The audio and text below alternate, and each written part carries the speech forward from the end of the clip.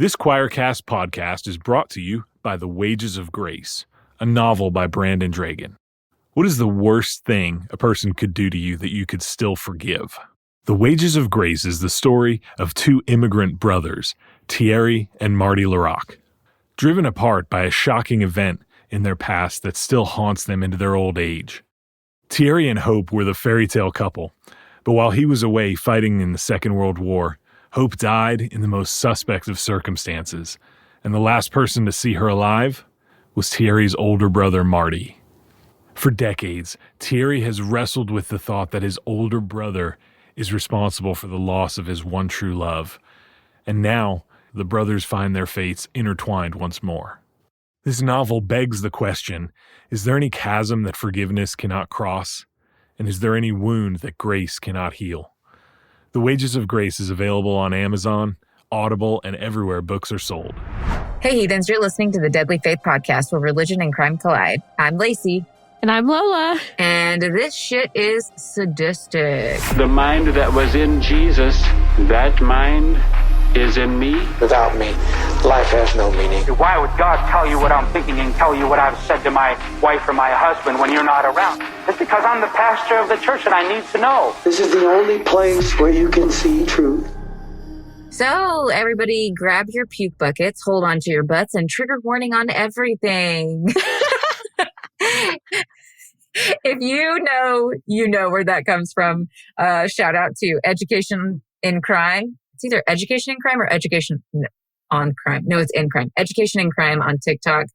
They're hilarious. You should go follow them. They have the best accent. I know. She's from Kentucky. I think she's from Kentucky. Kentucky. Fried chicken. Bring back the $5 fill-up buckets. Yeah. In this economy, we need that. Come on. That would be blessings on blessings. Also, I know, really. I don't know if anyone can tell by my voice, but I am what you call unwell now. In more ways than one. Just kidding. Yeah, and I'm in therapy, but also I have the crud. It's just a cold. The crud. I'm hoping it won't progress to anything worse, but no COVID. I tested myself today, so that's good. But oh, that's great. That's good. I started not feeling good this morning. We're recording a day earlier than we normally do because I was like, oh shit, my throat hurts and I'm presenting.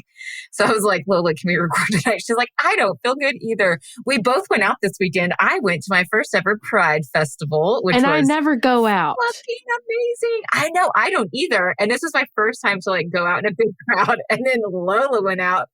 Where did you go, Lola? I went to Furnace Fest in Birmingham, Alabama. And oh my God, Derek the Heretic, follow him on Instagram. He was fucking there and I didn't get to see him. I'm so fucking mad because I would have killed to see him. The fact that he was in my city, I'm so upset. Anyway. I would have been so mad. I Major love plug. it when I get to meet people in person that I'm mutuals with, on Internet TikTok friends. and stuff. Internet friends. It's so fun. And it's still weird. I got recognized at Pride. One of the ladies walked by. She's like, I follow you on Instagram. And I was like, shut up. And I'm like, my cheeks get all red. And I'm like, this is so weird. I was like, can I hug you? It's like, I'm only cool online. I'm actually really awkward in person. So I'm so sorry. I'm so fucking awkward in person. It's hilarious. And then I got to meet Zachary. Oh my gosh, I can't think of his TikTok handle. But he's the one who did the billboards, did the fundraising for the billboards for Bill Lee, Governor Bill Lee in Tennessee, when he dressed in drag when he was in high school. But then they tried to ban drag. So we raised money too. He put it all together to raise money to put it up the billboards, showing Bill Lee, our governor, dressed in drag. It was hilarious. I love that so much. But from far away, I just heard, Laci! And I turned and I knew the voice because if you follow Zachary on TikTok, then you know his voice. You can pick it out of a crowd. And I saw him from a distance and I just was like, oh my gosh. And I just ran to him and he ran to me and we started hugging. And my husband's like, who the fuck did my wife just run to? Wait, did he know you? Yeah, he knows me. I know him. But Tyler had no idea what was going on. Oh my God. He just saw his wife run off and hug this strange man. It was quite hilarious. What fresh hell is this? That's so good. Once he heard him talk, he was like, "Oh, that's Zachary from TikTok." He was like, "Oh, I know." Oh, Yep. ain't that just the way? Oh, okay. So let's get into. We are ending spooky season on a bang, and when I said grab your puke buckets and hold on to your butts and trigger warning on everything, I meant every word of it because, guys, oh God, today we're talking about Jeffrey Dahmer. I may start gagging. It's fine. Dude, I am telling you, I even learned a few things in my research and I thought I knew Jeffrey Dahmer pretty well. And I was like, dude, okay. I was going to say, most people that are tuning in, I feel like at least 80% of them are aware of at least the name and like a couple of the crimes committed. But I'm very interested. I mean, and I know this case. This is one that, you know, I just have happened upon several times. I've seen every documentary, every fictional rendition of him. Right. And I'm very interested in the religious aspects because no one really talks about it except the whole like him being converted, I think, in prison. Oh, and there's so much more. I can't wait to get into it. I really... Okay, well, I'm on the edge of my seat. Please proceed. Okay, so how I'm going to tell the story is I'm going to start from when Jeffrey's born and just go through a timeline of his events and his crimes because we all know Jeffrey Dahmer. It's no surprise. There's no hidden secret of what crimes he committed. So let me just go through the timeline. So let's start out with Jeffrey's birth. Jeffrey was born... He was born at a very young age. He was born on a day.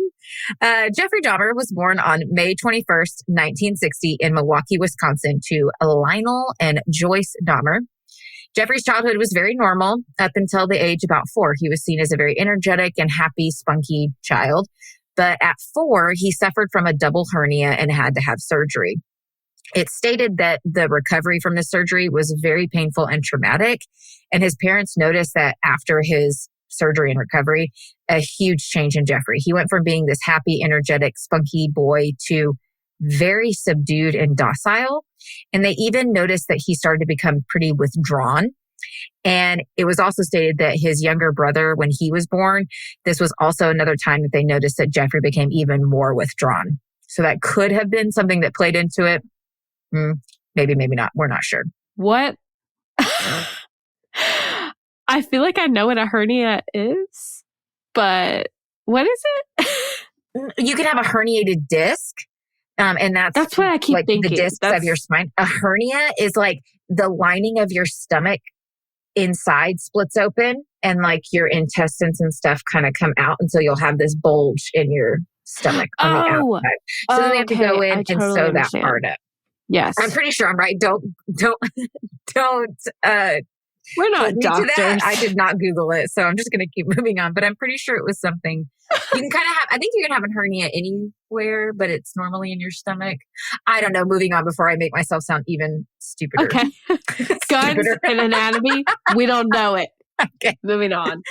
All right. Well, by the time that Jeffrey was in the 3rd grade, he became very interested in anatomy.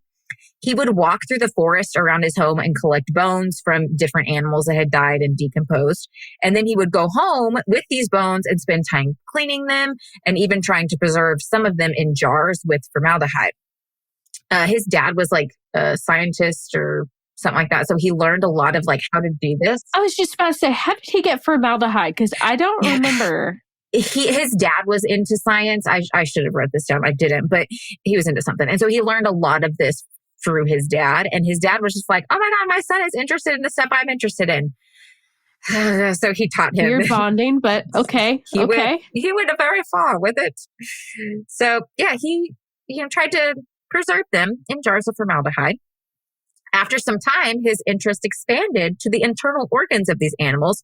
So he would go collect roadkill, bring it back to his small little shed at his family home in Ohio. And then he would spend time dissecting it in order to study. How wonderful. So he lived in Ohio at this time. I know I said he was born in Milwaukee. So I think his parents at some point moved to Ohio and lived there. They had a family home, and I think it's called Bath, Ohio.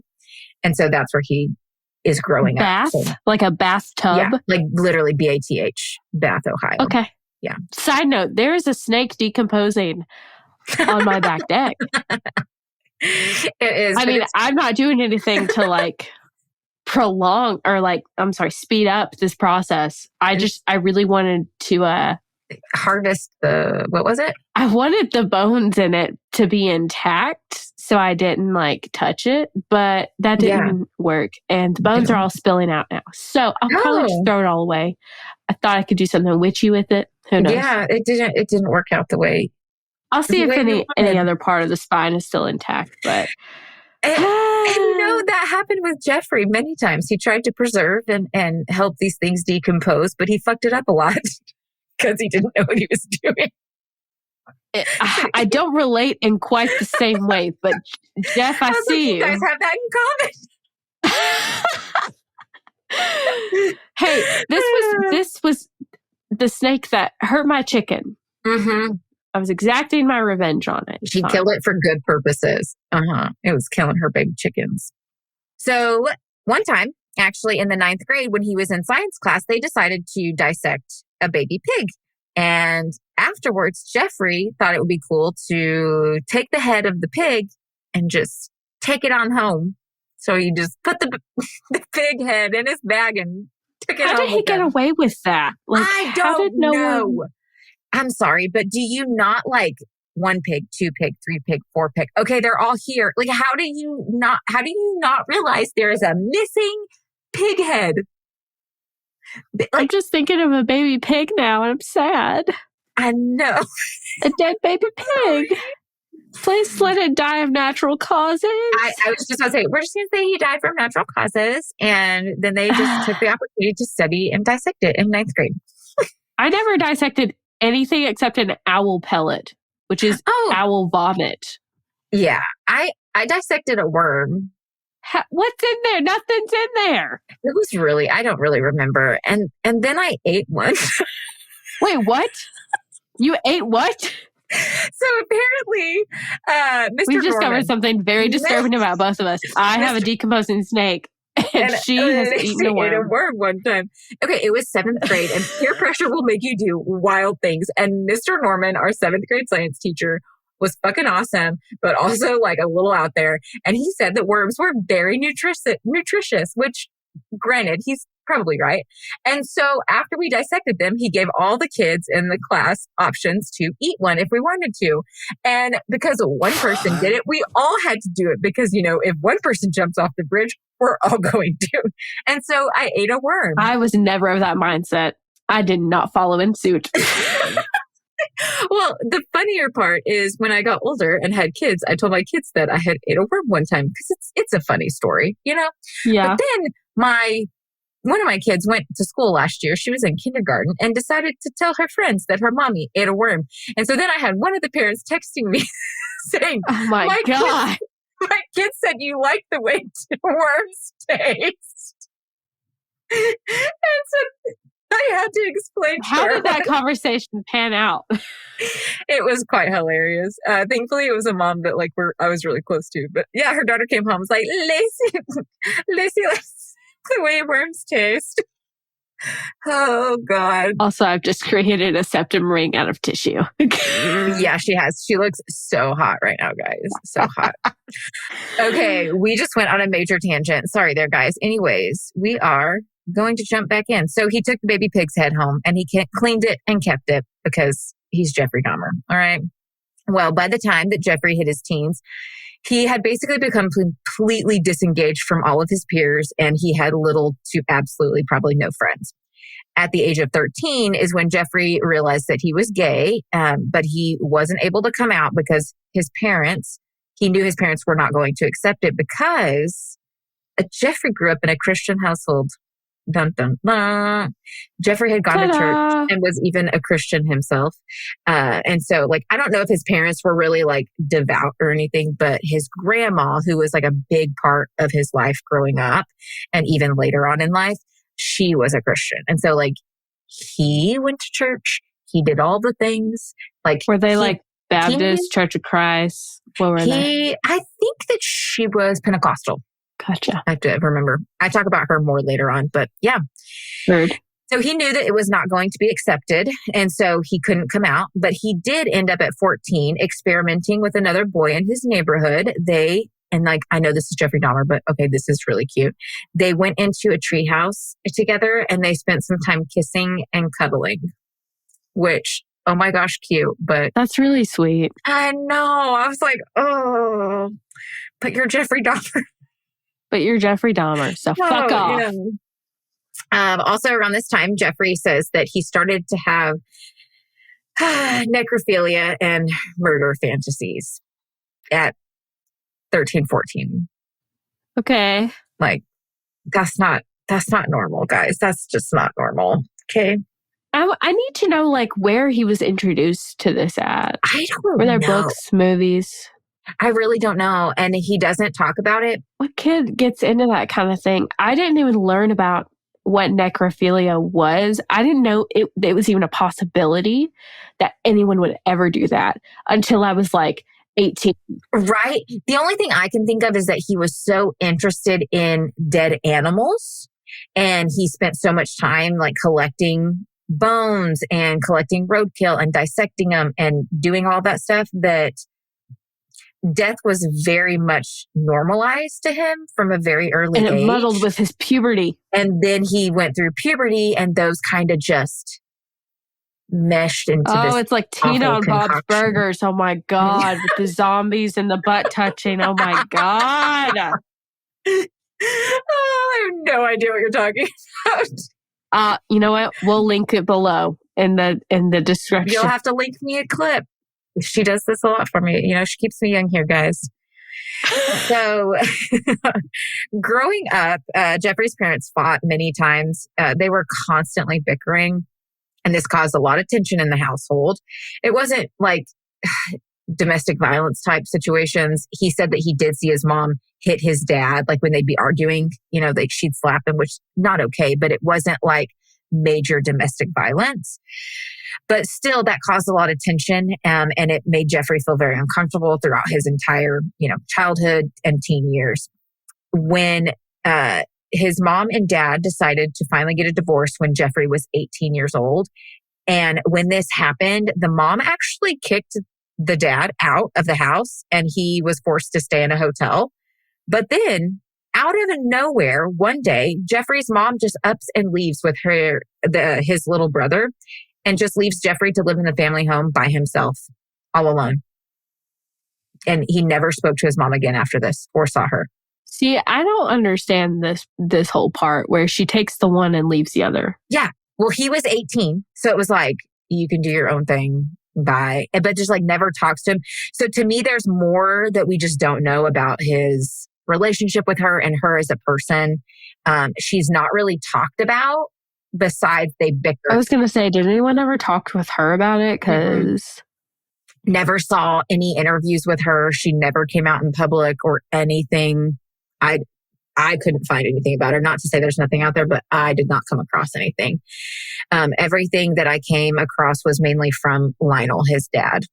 So he was very front and center in Jeffrey's life. So yeah, at 18, Jeffrey's living in this home all by himself.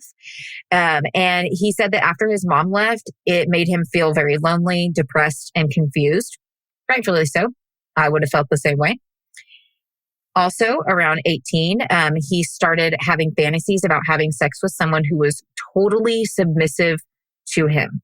He did not want to take into consideration their wants, needs, or desires. He wanted to be in full control, and he wanted them to be fully submissive to him. So there was a young man that would always jog by Jeffrey's home shirtless. Jeffrey was highly attracted to a well-toned male physique, like the torso. He had a thing for the torso and well-defined muscular. Oh, that's so gross.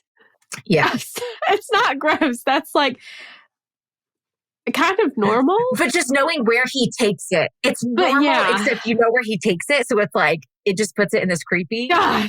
If you didn't know where he took it, you'd be like, okay, that's what you like. I can't cool. look at abs the same way when I have Dahmer on the brain. Right. God. You can't. You really can't. Well, this guy would run by shirtless, and he, of course, as a runner, had a very well-toned body, and Jeffrey was highly attracted to this man. And he wanted him. Not just he wanted him, he needed him. But Jeffrey has no personal skills, no people skills, and he doesn't know how to approach this guy. So he comes up with a plan, and he decides that one day while the guy is running by, he's just going to jump out of a bush and knock him unconscious. That's how you make friends, kids. That's how you make friends. Also, I thought you were going to say, now he has no personality instead of no personal skills. Well, that too, Debatable, right always debatable for sure. Yeah, right. My God. Now, his plan after he knocks the man unconscious was to rape him, cuddle him, explore his body, and more. Yeah, that was his plan. Yep. Not kidding. That's exactly what he said. Jeff, you could have, so many things could have been different about this. But so many. So one day he hid behind a tree and ready to just enact this plan. And he waited for a long time. But unfortunately, the jogger never ran by that day. So Jeffrey just abandoned the plan. I just have to say, can you imagine being that person when all of this comes out and this comes to light? And you're like, holy fuck. I was almost Jeffrey I'd never Dahmer's run first again. victim. I wouldn't either. Only on a I'd never go treadmill outside again. in my garage with doors locked. Air is for dead people. Fresh air is for dead people. That's what. You know what? I think this is where the whole fitness gone downhill stemmed from. It was all from Dahmer. Girl, just everyone gave up on running because of him. Also, that fresh air is for dead people. I always hear Ash and Elena say it in their episodes. Oh, yeah. All right. So, also around this time, Jeffrey ends up killing his first victim. On June 18th, 1819, sorry, not 18, we ain't going that far back, 1978, just 3 weeks after Jeffrey's high school graduation, he sees a shirtless hitchhiker named Stephen Hicks, who is also 18, and he decides to pull over and offer him a ride. Stephen was actually on his way to a concert, but Jeffrey told him, hey man, I got some beer, I got some marijuana, you want to come hang out at my house? And the guy's like, fuck yeah, free beer, free marijuana, let's do this. So he went back to Jeffrey's house. When they got there, they smoked and drank for a while, but Jeffrey said that he quickly realized that Stephen was not gay. He could just kind of get the vibe that he was not, he was a heterosexual man. So. Did he know that the runner was gay? No. He just decided to take inventory of that now. Yeah, no. So he decided that when the man was like, not the man, Stephen, he's a boy, he's not a man. When Stephen said, hey, I need to go, people are going to start wondering where I'm at, Jeffrey didn't want to let him leave. He was like, no, I need you to stay. And so he took a barbell from one of his weight sets and just clunked Steve over the head, knocking him out. And then he used the barbell to strangle him to death because he wanted to leave. Like I said, no personal skills. It's not really the cream of the crop here.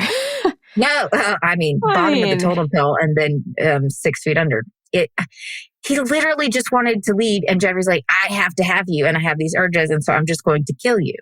So I don't get it.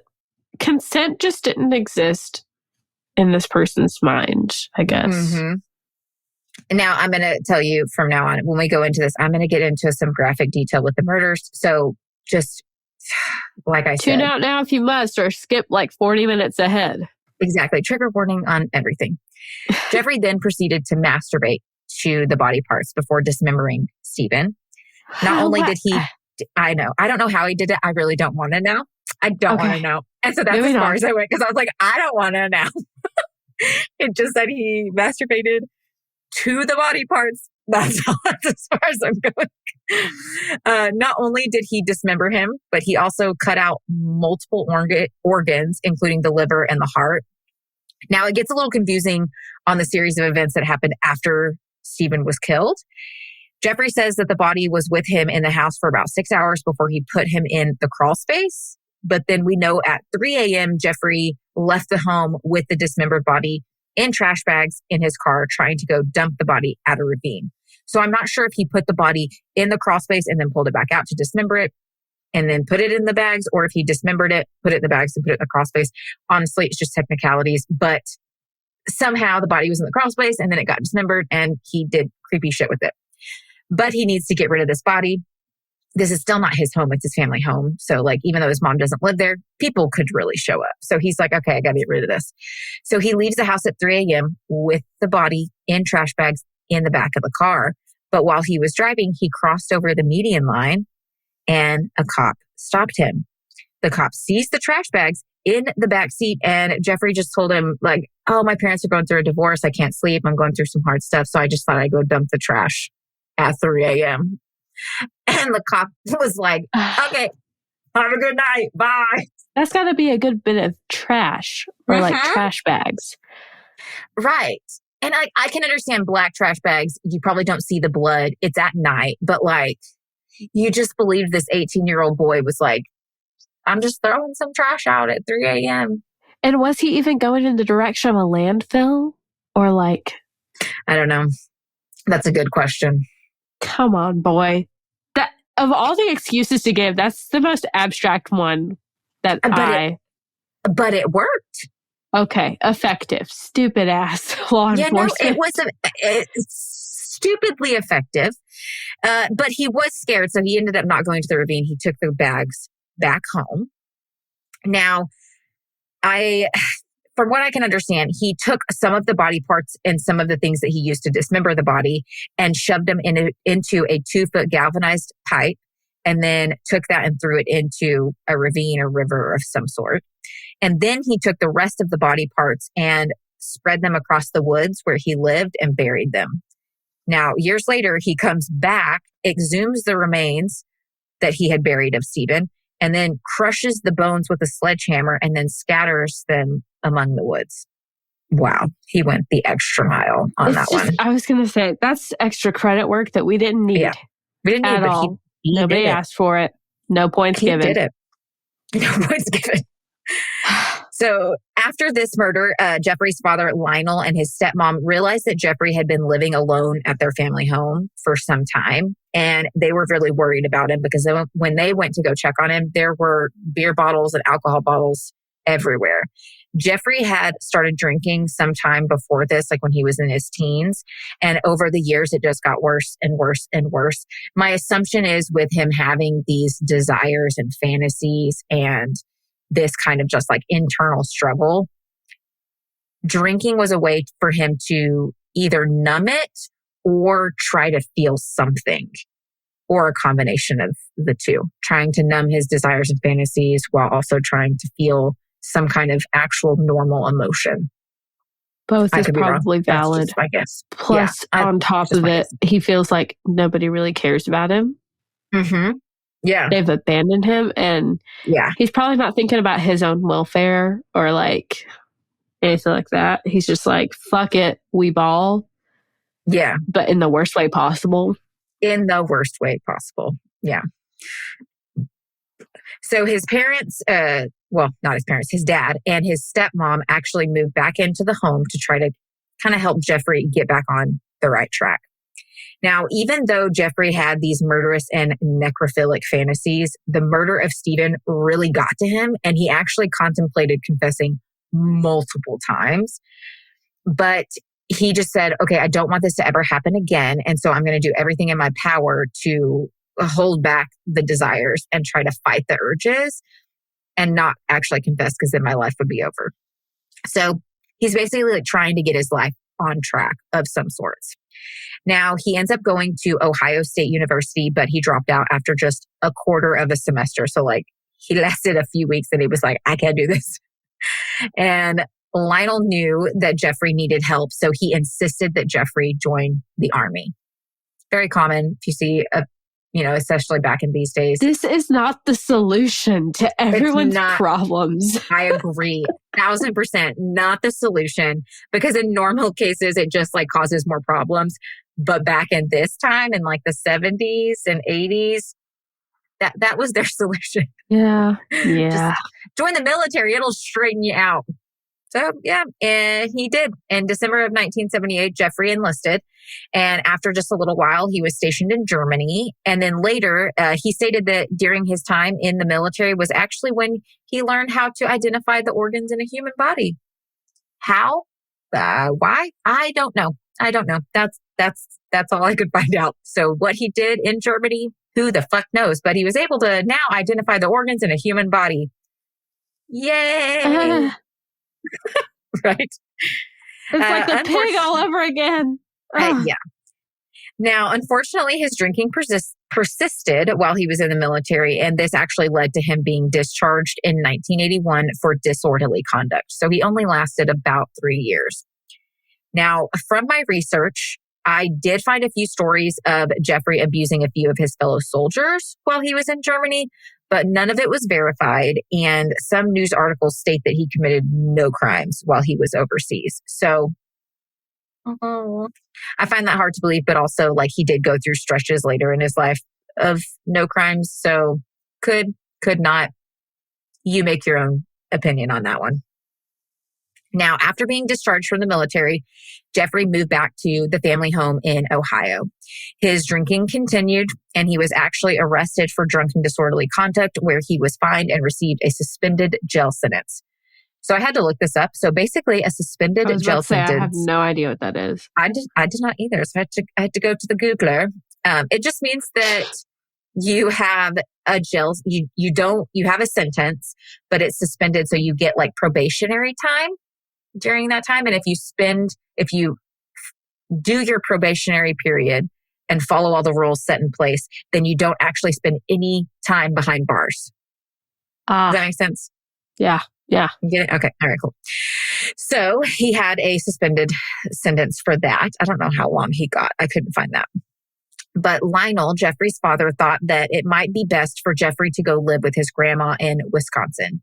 He was close with his grandma. His grandma was a good Protestant Christian lady. So like maybe this will help Jeffrey.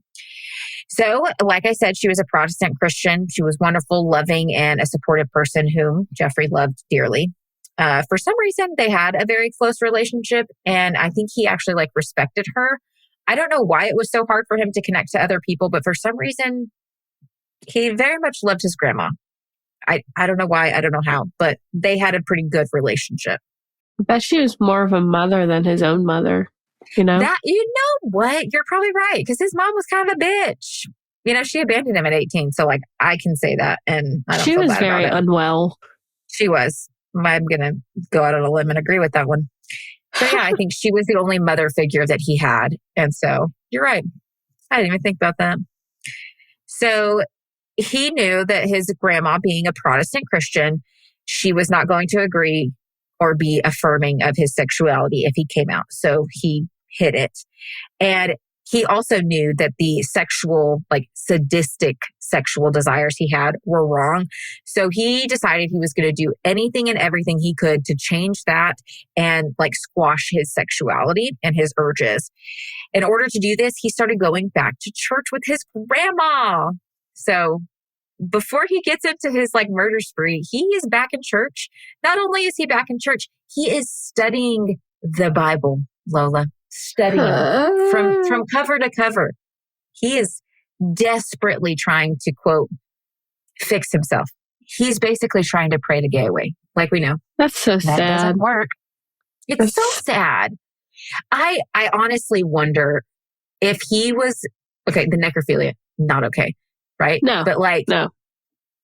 There are people who have rape fantasies that are consensual sexual encounters. And there is BDSM, that is a spectrum of consensual sexual encounters and things. Uh-huh.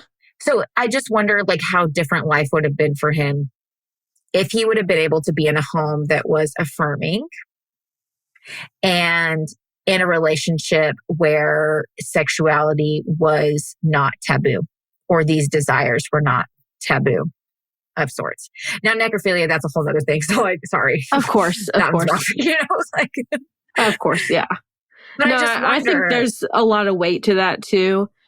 I feel like with a lot of the killers that we deal with that, you know, had fantasies or desires that didn't align with heterosexual agendas. Mm-hmm. And ideals, right. Yeah. I think that was a disservice to them.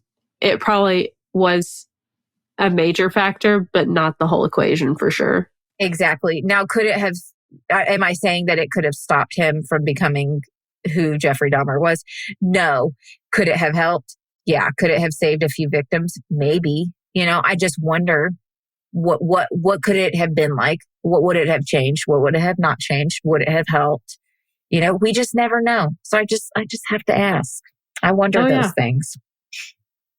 Now, as much as he was trying to like tamper down these urges, they were still very prevalent. So one day while Jeffrey was at the mall, he saw a well-toned mannequin that he just absolutely wanted. And so he decided to hide in the mall until after closing, and then he stole it and brought it back home. He would take this mannequin and he would dress it up and then undress it. And it was basically his way of trying to use the mannequin as a like stand-in for a real human. And his hope was that this would lessen the urges or it like fulfill them in a way. Yeah, no, it didn't work at all whatsoever. It's not fleshy. It's plastic. It's not a human. Yeah. And unfortunately, like he just could never recreate that satisfaction that he got when he murdered and dismembered Stephen Hicks. God. I know. So during this time, while Jeffrey is struggling, he was at a library when a man slipped a note to him asking him that if he wanted to go to the bathroom, and the man would give him a blowjob.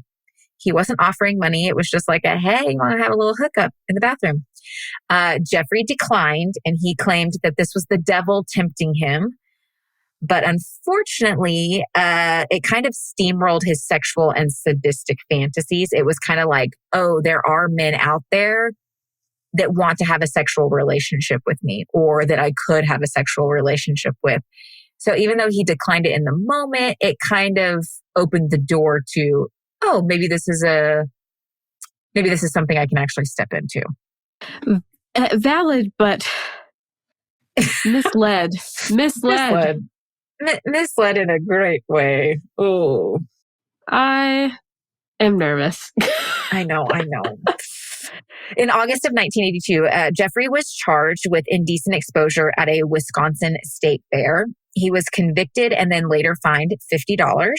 And during this time, Jeffrey started drinking again and going to gay bars. He had given up resisting his sexual desires. He was just like, whatever, I'm done. I bet grandma was mad. Yeah. Or disappointed. Also, well, she didn't know. He kept it from her. She had no idea. She just, we'll talk about that. Hold on. It'll come up. In the 1980s, they had these things called bathhouses, which we kind of talked about a little bit in the last episode. But the bathhouses that we're referring to are for gay men, and they were basically a place that gay men could go and meet other gay men and then have sex if you wanted to. These men would walk in, walk around naked. If you saw something you liked, you talked to them. Maybe you had sex. Maybe you didn't. It was very sexually freeing place, and it was a place for gay people in the community to feel safe and enact or act on their sexual desires without any shame or stigmatization. Is that stigma? Stigmatized? Was that any stigma? Oh gosh, we're on a roll tonight, guys. Stigmatization. Hyperpigmentation, stigmatization. You get it. You follow me. Okay. They could go to a judgment-free place.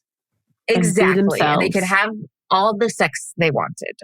Well, Jeffrey started going to these bathhouses and he liked it, but he didn't like that he didn't have full control over his partner. He didn't like that his partner could just get up and leave when they wanted. He didn't like that it would just end. He was like, I'm not done. And so he decided to start drugging all the men that he was going to sleep with so that they couldn't leave and that he could just do what he wanted when he wanted, and he didn't have to take into consideration their sexual wants, needs, desires, any of it. Yeah. It's giving frat boy. You left college. Yeah. Right. Yes. You left very college. much. Leave it be. Like drugging their drinks. He would drug them with sleeping pills, and he'd put them in their drinks until they passed out. You said passed out? Unfortunately, one time Jeffrey accidentally overdrugged somebody, and the owner of the bathhouse had to actually call for medical help. Now, it got around very quickly to all the other bathhouses that Jeffrey was drugging men, and it became very well known. And when this was reported to the police just said, like, don't allow him in the facilities. These men were raped, but the police didn't believe that men could be raped at this time. And so they were just like, what do you want us to do about it? Just don't let him on your property. It's like, okay, thanks for the That's kind of hard to enforce, though. Yeah. Especially if there's a lot of men there. It's hard to keep eyes on everybody, you know? Yeah, I think they did have like security, like bouncers, like at clubs and stuff, you know? They had that kind of security at them. And so he knew that since it had gotten around that he couldn't go to bathhouses anymore. So he actually just stopped going. He was like, okay, I've been made. I can't go there. So he did stop. Now, in August of 1986, 2 boys accused Jeffrey of masturbating in front of them, and he was charged with indecent exposure. At first, Jeffrey confessed to it, but then changed it and said that he was just peeing and didn't know the boys were around. So why did you confess? I'm sorry. I highly doubt this was one of those interrogations that lasts like 12 hours where you confess to anything. Kind of, yeah. Yeah. Well, he did receive a 1-year probation and mandatory counseling. Unfortunately, on November 20th, 1987, Stephen Toomey and Jeffrey Dahmer checked into a hotel together. That night, they drank a lot and got plastered. And the next thing that Jeffrey knew, he was waking up and Stephen was in the bed, dead next to him. And he had no memory of what happened or how he murdered him. Oh, God. Yeah, he just woke up and there he is, dead. So I think that he was able to kind of figure out, based off the marks on Stephen's remains, that he actually killed Stephen by punching him over and over again in his chest. And this really freaked Jeffrey out because he truly, honestly did not remember this murder. And he knew that his desires and murderous fantasies and stuff were so deeply ingrained into him that even blackout drunk, he would commit these murders. And so it was something that catapulted him into committing all of the other crimes that we're going to talk about. So in order to deal with the dead body beside him in the bed, Jeffrey leaves and gets a trunk, brings it back, and stuffs Stephen's remains inside of it. He then leaves the hotel in a taxi cab and takes Stephen's body back to his grandma's house. Now, the taxi driver, when he was loading the trunk, actually said, like, to Jeffrey, "Man, you must have a dead body in here," because the trunk was so heavy. And he did. He did. How many times have you picked up something that was heavy and said that exact same thing? I have never actually, and I've never heard anyone in real life say that. Really? No. I have. It's not happened. Maybe I'm just weird. Maybe it's a common saying, and I just like my family and like people that I associate with have not phrased it in front of me, but I've heard it in movies though. Yeah, or maybe I'm trying to think of like ways that I've said it, or like I pick up something that's super heavy and I'm like, God, this is as heavy as a dead body, or I don't know. Maybe I say don't it's say that, as heavy as bricks. I'm like, yeah, this feels like a bunch of bricks in here, or like something like that. Yeah, maybe I don't use it. I just hear about it all the time in cases. I don't know. Or I'm just really weird and I meet weird people that say it. That's fine. Either way, the taxi driver really said it to though. Jeffrey, and there really was a dead body in the trunk. Now, back at his grandmother's house, he dismembered Stephen's body, masturbated with the severed body parts, and then disposed of the remains in a dumpster, except for the head. He decided to keep the head for a few weeks and wrapped it in a blanket. I think he was trying to preserve it, but he didn't preserve it correctly. And so then I think he ended up disposing of the head eventually. Jeffrey says that after this murder, his, quote, obsession went into full swing, end quote. Now he's referring to murder. And instead of him trying to fight it off, he just embraced it fully. And he actually had a religious like deconversion and then just kept going. So he started to believe that the devil was the one who had like put these desires and evil fantasies in his mind and body, and that it was his mission and purpose to carry out the devil's evil plan in this way. Oh, okay. So he went like, instead of Christian, he went full Satanist kind of thing, but not in the way that actual Satanist. No. Yeah, not exactly. Like that. A devilist. I don't know. Right? It was hard for me to like, yes, it was a deconversion. What? Is he a deviled egg? What does that mean? Is he the bad egg? The deviled egg? The devil? He's a bad egg. And so he's a deviled egg.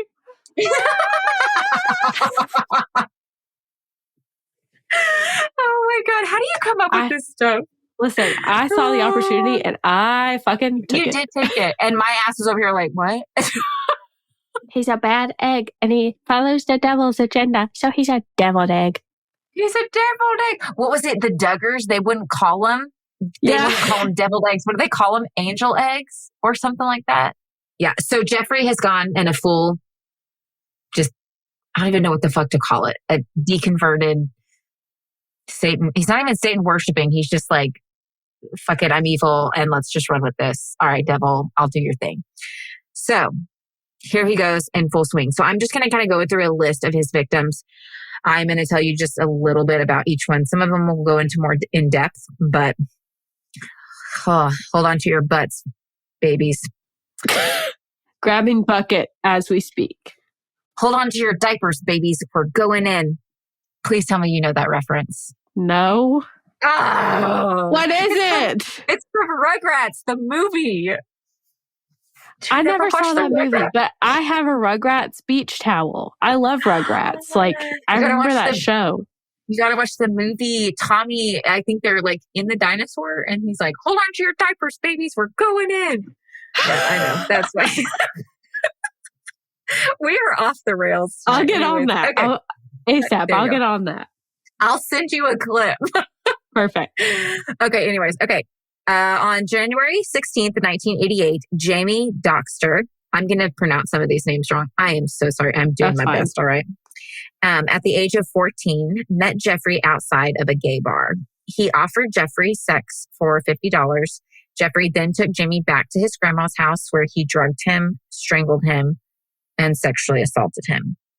Jeffrey kept his body in the fruit cellar for a week, and when he was alone in the home, he would bring the body out and inside the home, and they'd be fucking weird with it. Okay, you get the picture. Oh, God. Yeah. Then, so that was in January of 1988. Then on March 24th, 1988, 25-year-old Richard Guerrero was drugged with sleeping pills after him and Jeffrey had oral sex. He was then strangled, dismembered, and assaulted. Later on that year in 1988, Jeffrey's grandma actually kicks him out of her house. She said that she was sick of his drinking and him bringing home young men and the foul smells that would occasionally waft up from the basement. She apparently didn't know about his crimes and said that she just really didn't want to know what was going on in the basement.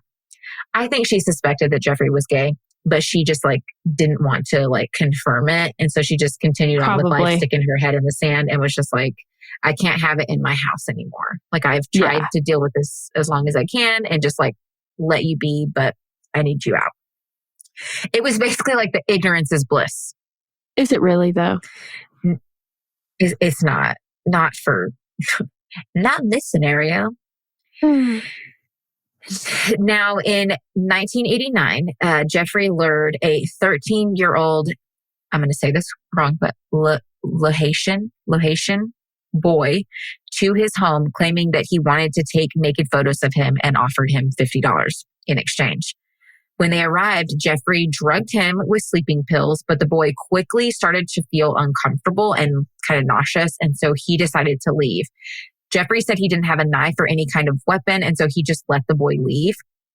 When the boy got home, it was very clear to his parents that something was very wrong because he couldn't like communicate clearly. And so they were like, you've been drugged or something's happened. So they took him to the hospital where it was confirmed that he had been drugged. Now, since the boy could identify Jeffrey and where Jeffrey lived, Jeffrey was actually charged with sexual exploitation and second-degree sexual assault. Finally. Yeah. Well, it does no good. I'm going to be honest. It does no good. Nope. He pled guilty, but said that the boy looked older than 13. Yeah, right. Okay. I believe that. Now, because of this assault, he was made to see chief psychologist of the Department of Corrections while he was awaiting his sentencing. Now, the psychologist said that Jeffrey was very guarded, angry, and super uncooperative. Many times Jeffrey would show up late to his appointment, hoping that he'd be so late that he'd miss his appointment and not have to do it.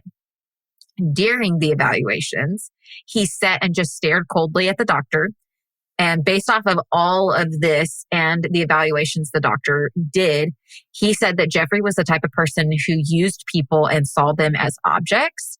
He also stated that Jeffrey doesn't have the capacity for empathy and said he was too dangerous to be out in the community and needed to be incarcerated. This psychiatrist, either one, literally said, Jeffrey Dahmer is dangerous to our society. Lock that motherfucker up. Do you want to know what they did? And I just want you to keep in mind what the psychologist said, because there's actually another victim before he gets his sentencing. Okay. So this motherfucker had taken no time off. All right. On March 24th, 1989, while he's waiting to be sentenced, he met 26-year-old Anthony Sears at a gay bar. At the end of the night, Jeffrey, Anthony, and Anthony's friend went out to breakfast, and then Jeffrey had the friend drop him and Anthony off at an intersection near his grandma's home.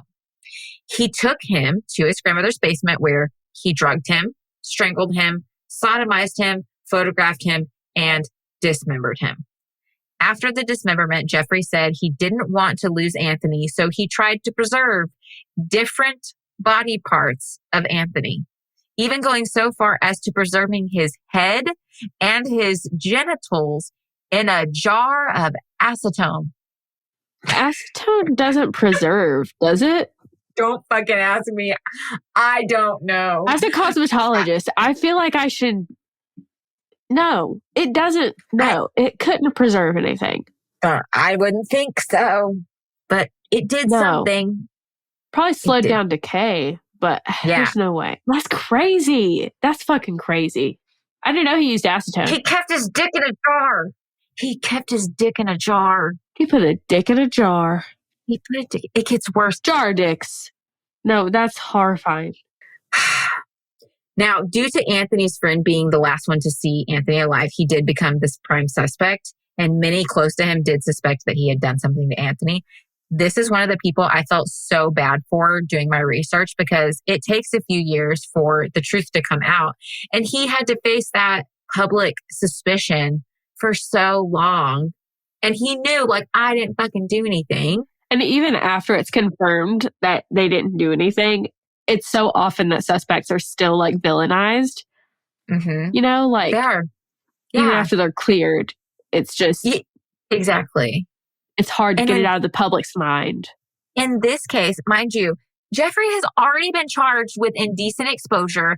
He has the like sexual exploitation charge, and literally, the friend told the cops where he dropped Anthony and Jeffrey off at. So why didn't they search all the houses and those who lived in the homes within a good like handful of blocks or mile radius? Because they would have come across Jeffrey and they would have done a background and quickly seen that he has these charges. The police work throughout Dahmer's entire like young life is just very lacking. They were, and because a lot of these men were gay. And I will get into more of that later on, but I swear to God, these motherfuckers, they were some sons of bitches, that's all I gotta say. Okay, so now we're going to go on to his sentencing on May 23rd, 1989. So this is just a couple of months after he killed Anthony. Jeffrey, at his sentencing trial for the case for the 13-year-old boy, he was able to convince the judge that he had seen the error of his ways, and he only got a 1-year work release. I remember that. Yeah. Motherfucking work release. He has the evaluation by the psychologist that says, this man is fucking dangerous. Lock him the fuck up. There wasn't a lot of weight put into like mental health at the time. No. So I feel like maybe that's why it was just kind of like discarded. Probably. You're probably right. And it's like, I swear. But not only did they not give him any jail time, like adequate jail time, they gave him a work release. So that meant he could go to his job at the Ambrosia Chocolate Factory. That's where he worked. And during the day, and then he would just come to the jail and sleep there at night. Yeah. He didn't really have to serve. Now, remember, he has the head and the genitals in a jar. Oh, and yeah. He doesn't want to keep him at his grandma's house because he's like, I do not want her stumbling across them. So he took them to work and put them in his fucking locker. Who raised you? What? Lionel and Joyce, that is serious. Lionel! I am. You thought they were safer at your work? What? Why didn't you put them in a box and bury them in the forest or something and draw a fucking map? You took them to your work and put them in a fucking locker? What? Huh? What? I was going to say, he has coworkers that have lockers next to him, most likely, that maybe clock out or clock in at the same time, where lockers are open at the same time. It seems like more of a risk, especially if she maybe was not as mobile, like if his grandma wasn't as mobile and like wouldn't go downstairs. Yeah, I think she would go. I think she was able to walk the whole time. She just stayed out of the basement, especially when he was there. And so he was just like, well, I can't let her accidentally stumble. Well, he's always got to be in control. So this really does track. He does. For him. It does track. It does track when you put it that way. So now, during his prison stay, Lionel, his father, wrote a letter to the court requesting psychological help before his son was paroled. He was out here like, something's fucked up with my son. Can you help? And unfortunately, they just paroled Jeffrey early, and he only spent 10 months in prison and got no help. Yay! Our justice system is awesome. And I can't say, like, maybe it's gotten a tiny bit better, but, like, honestly, it hasn't even gotten that much better since the 70s and 80s. No, it works exactly the way it was intended for modernized slavery. Actually, yeah. Amen. It's not for rehabilitation. This is my hot take of the century. 1,000%. It's not to make anyone better or to bring justice to families. It's just modernized slavery. When we talked about the Lucas Leonard case, Crystal said, I want rehabilitation for Sarah and for all of the other people who were arrested and charged. Like, we need rehabilitation, and our jails aren't doing that for them. That is the whole purpose, especially in cases like that. Jeffrey, he can't be fucking rehabilitated. I mean, cut his dick off and put it in an acetone jar. Just saying. Jar dicks. For every murderer. Jar dicks. We just preserve the dick for... I mean, that's what half of them thought with anyway. They didn't use their brain. They used their dick. All the time. Now, after his release, he got paroled early. He went and stayed with his grandma for just a little while before moving into apartment 213 at the Oxford Apartments in a predominantly African-American neighborhood. Now, one neighbor said he met Jeffrey and he actually liked him. He stated that Jeffrey seemed like a clean-cut, nice, and friendly guy. He even said that Jeffrey had a soft heart because One time, this guy asked Jeffrey for $20 so he could buy his sister a wedding present because he was struggling financially at the time. And he just asked to borrow $20, but Jeffrey gave him $60, told him, buy your sister something nice and don't pay me back. And so he's like, Jeffrey's a great guy. Meanwhile, he's a dick in a jar. You know, you don't abusive people can do good things. And good people can do abusive things. Yeah, that's what I was trying to say. My brain was still stuck on he has a dick in a jar. I can't get over that. She's stuck on the jar. The acetone fumes are getting to her. Yeah, I'm stuck on the jar. They are. Well, on November 20th, 1990, 33-year-old Raymond Smith, commonly known as Ricky Beeks, was a prostitute who was lured to Jeffrey's apartment for sex in exchange for money. At the apartment, Jeffrey drugged him with sleeping pills, strangled him, took photos of his dead body in suggestive positions, and then dismembered him. We can basically say that for probably most likely all of his victims. They were drugged, strangled, took photos of his dead body in suggestive positions, then dismembered and also photographed again. And he did weird, creepy sexual shit with the bodies. That's pretty much every one of his victims. Unfortunately, Ricky left behind a 10-year-old child. Now, since Jeffrey is living in an apartment now, and this is his first victim in an apartment, he needed to come up with some different ways to get rid of the bodies. So after dismembering them, he would clean off the bones, keep many of them, but those that he didn't want to keep, he would dissolve in huge barrels of muriatic acid.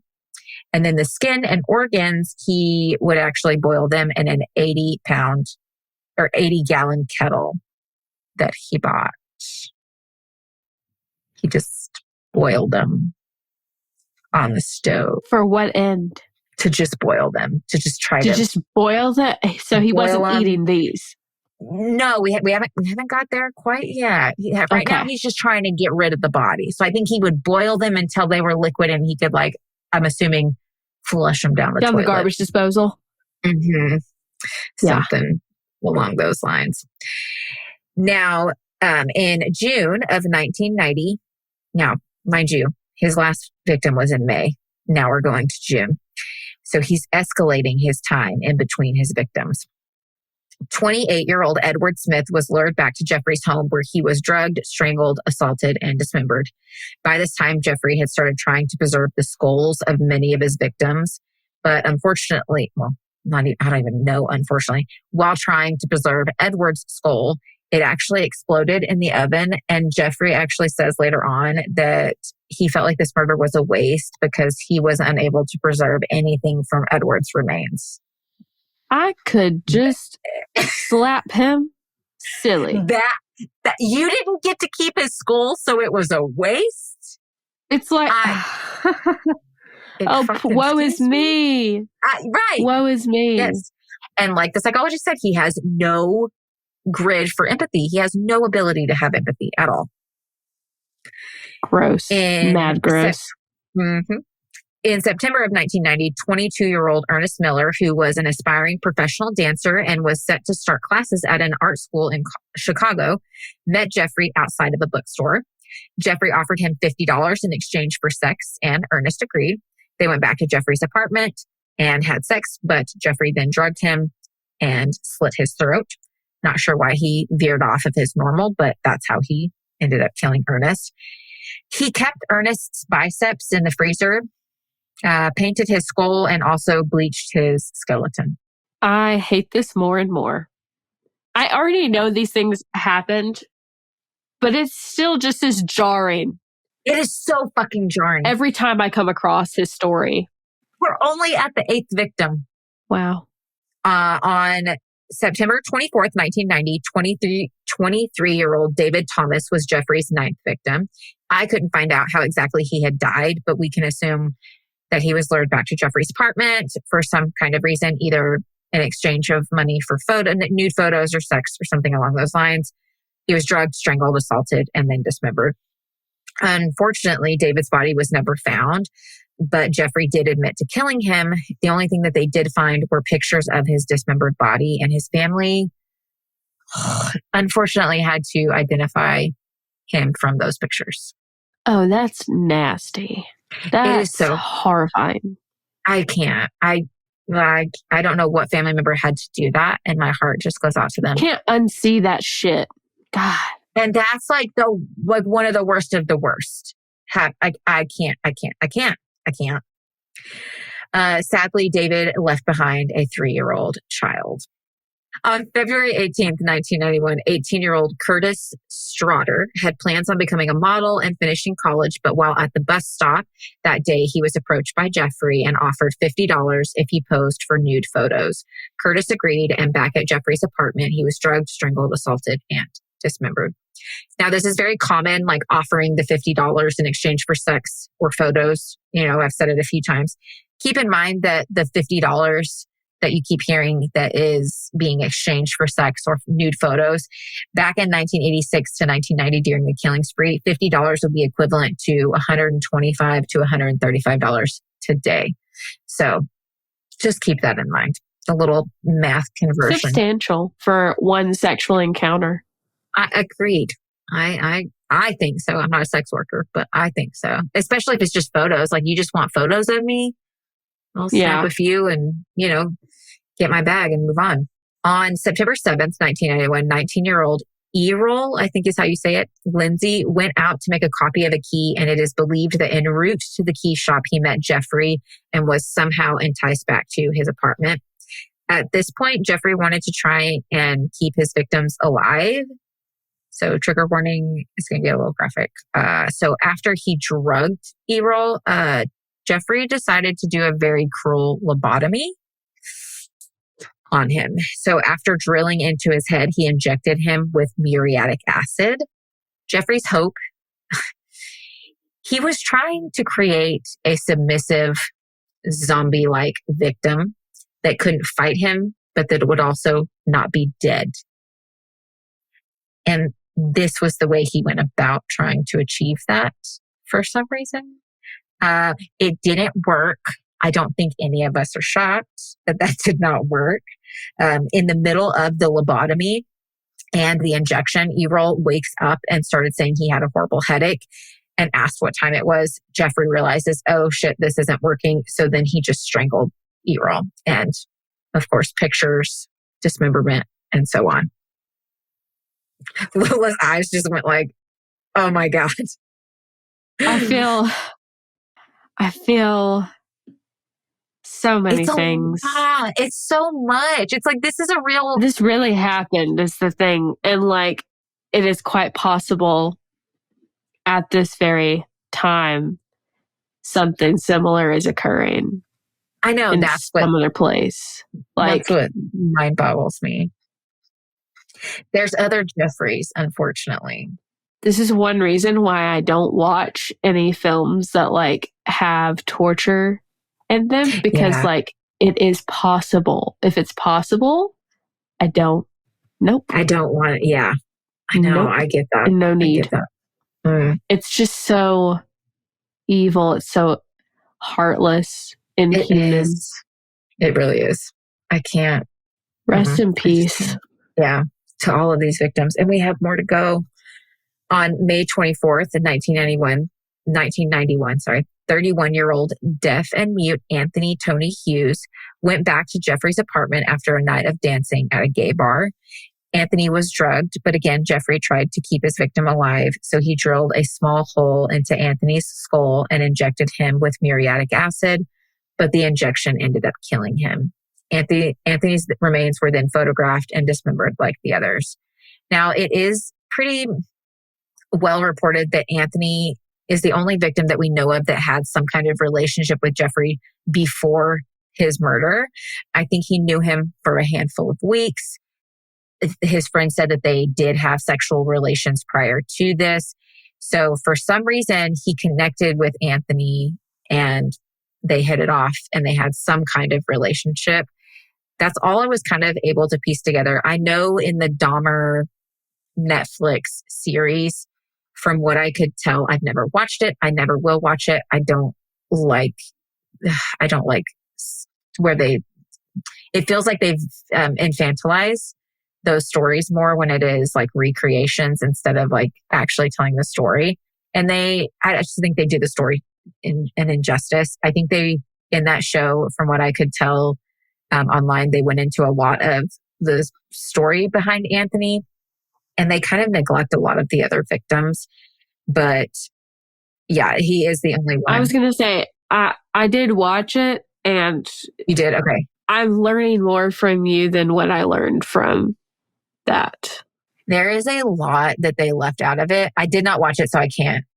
Which I understand if you only have like 2.5 hours to put in all the information, it's going to be hard.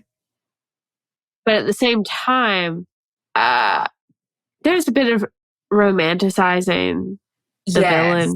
There always is in any serial killer like documentary or recreation. There's always going to, even if you, the producer, come into it and you're like, no, that's not I don't care.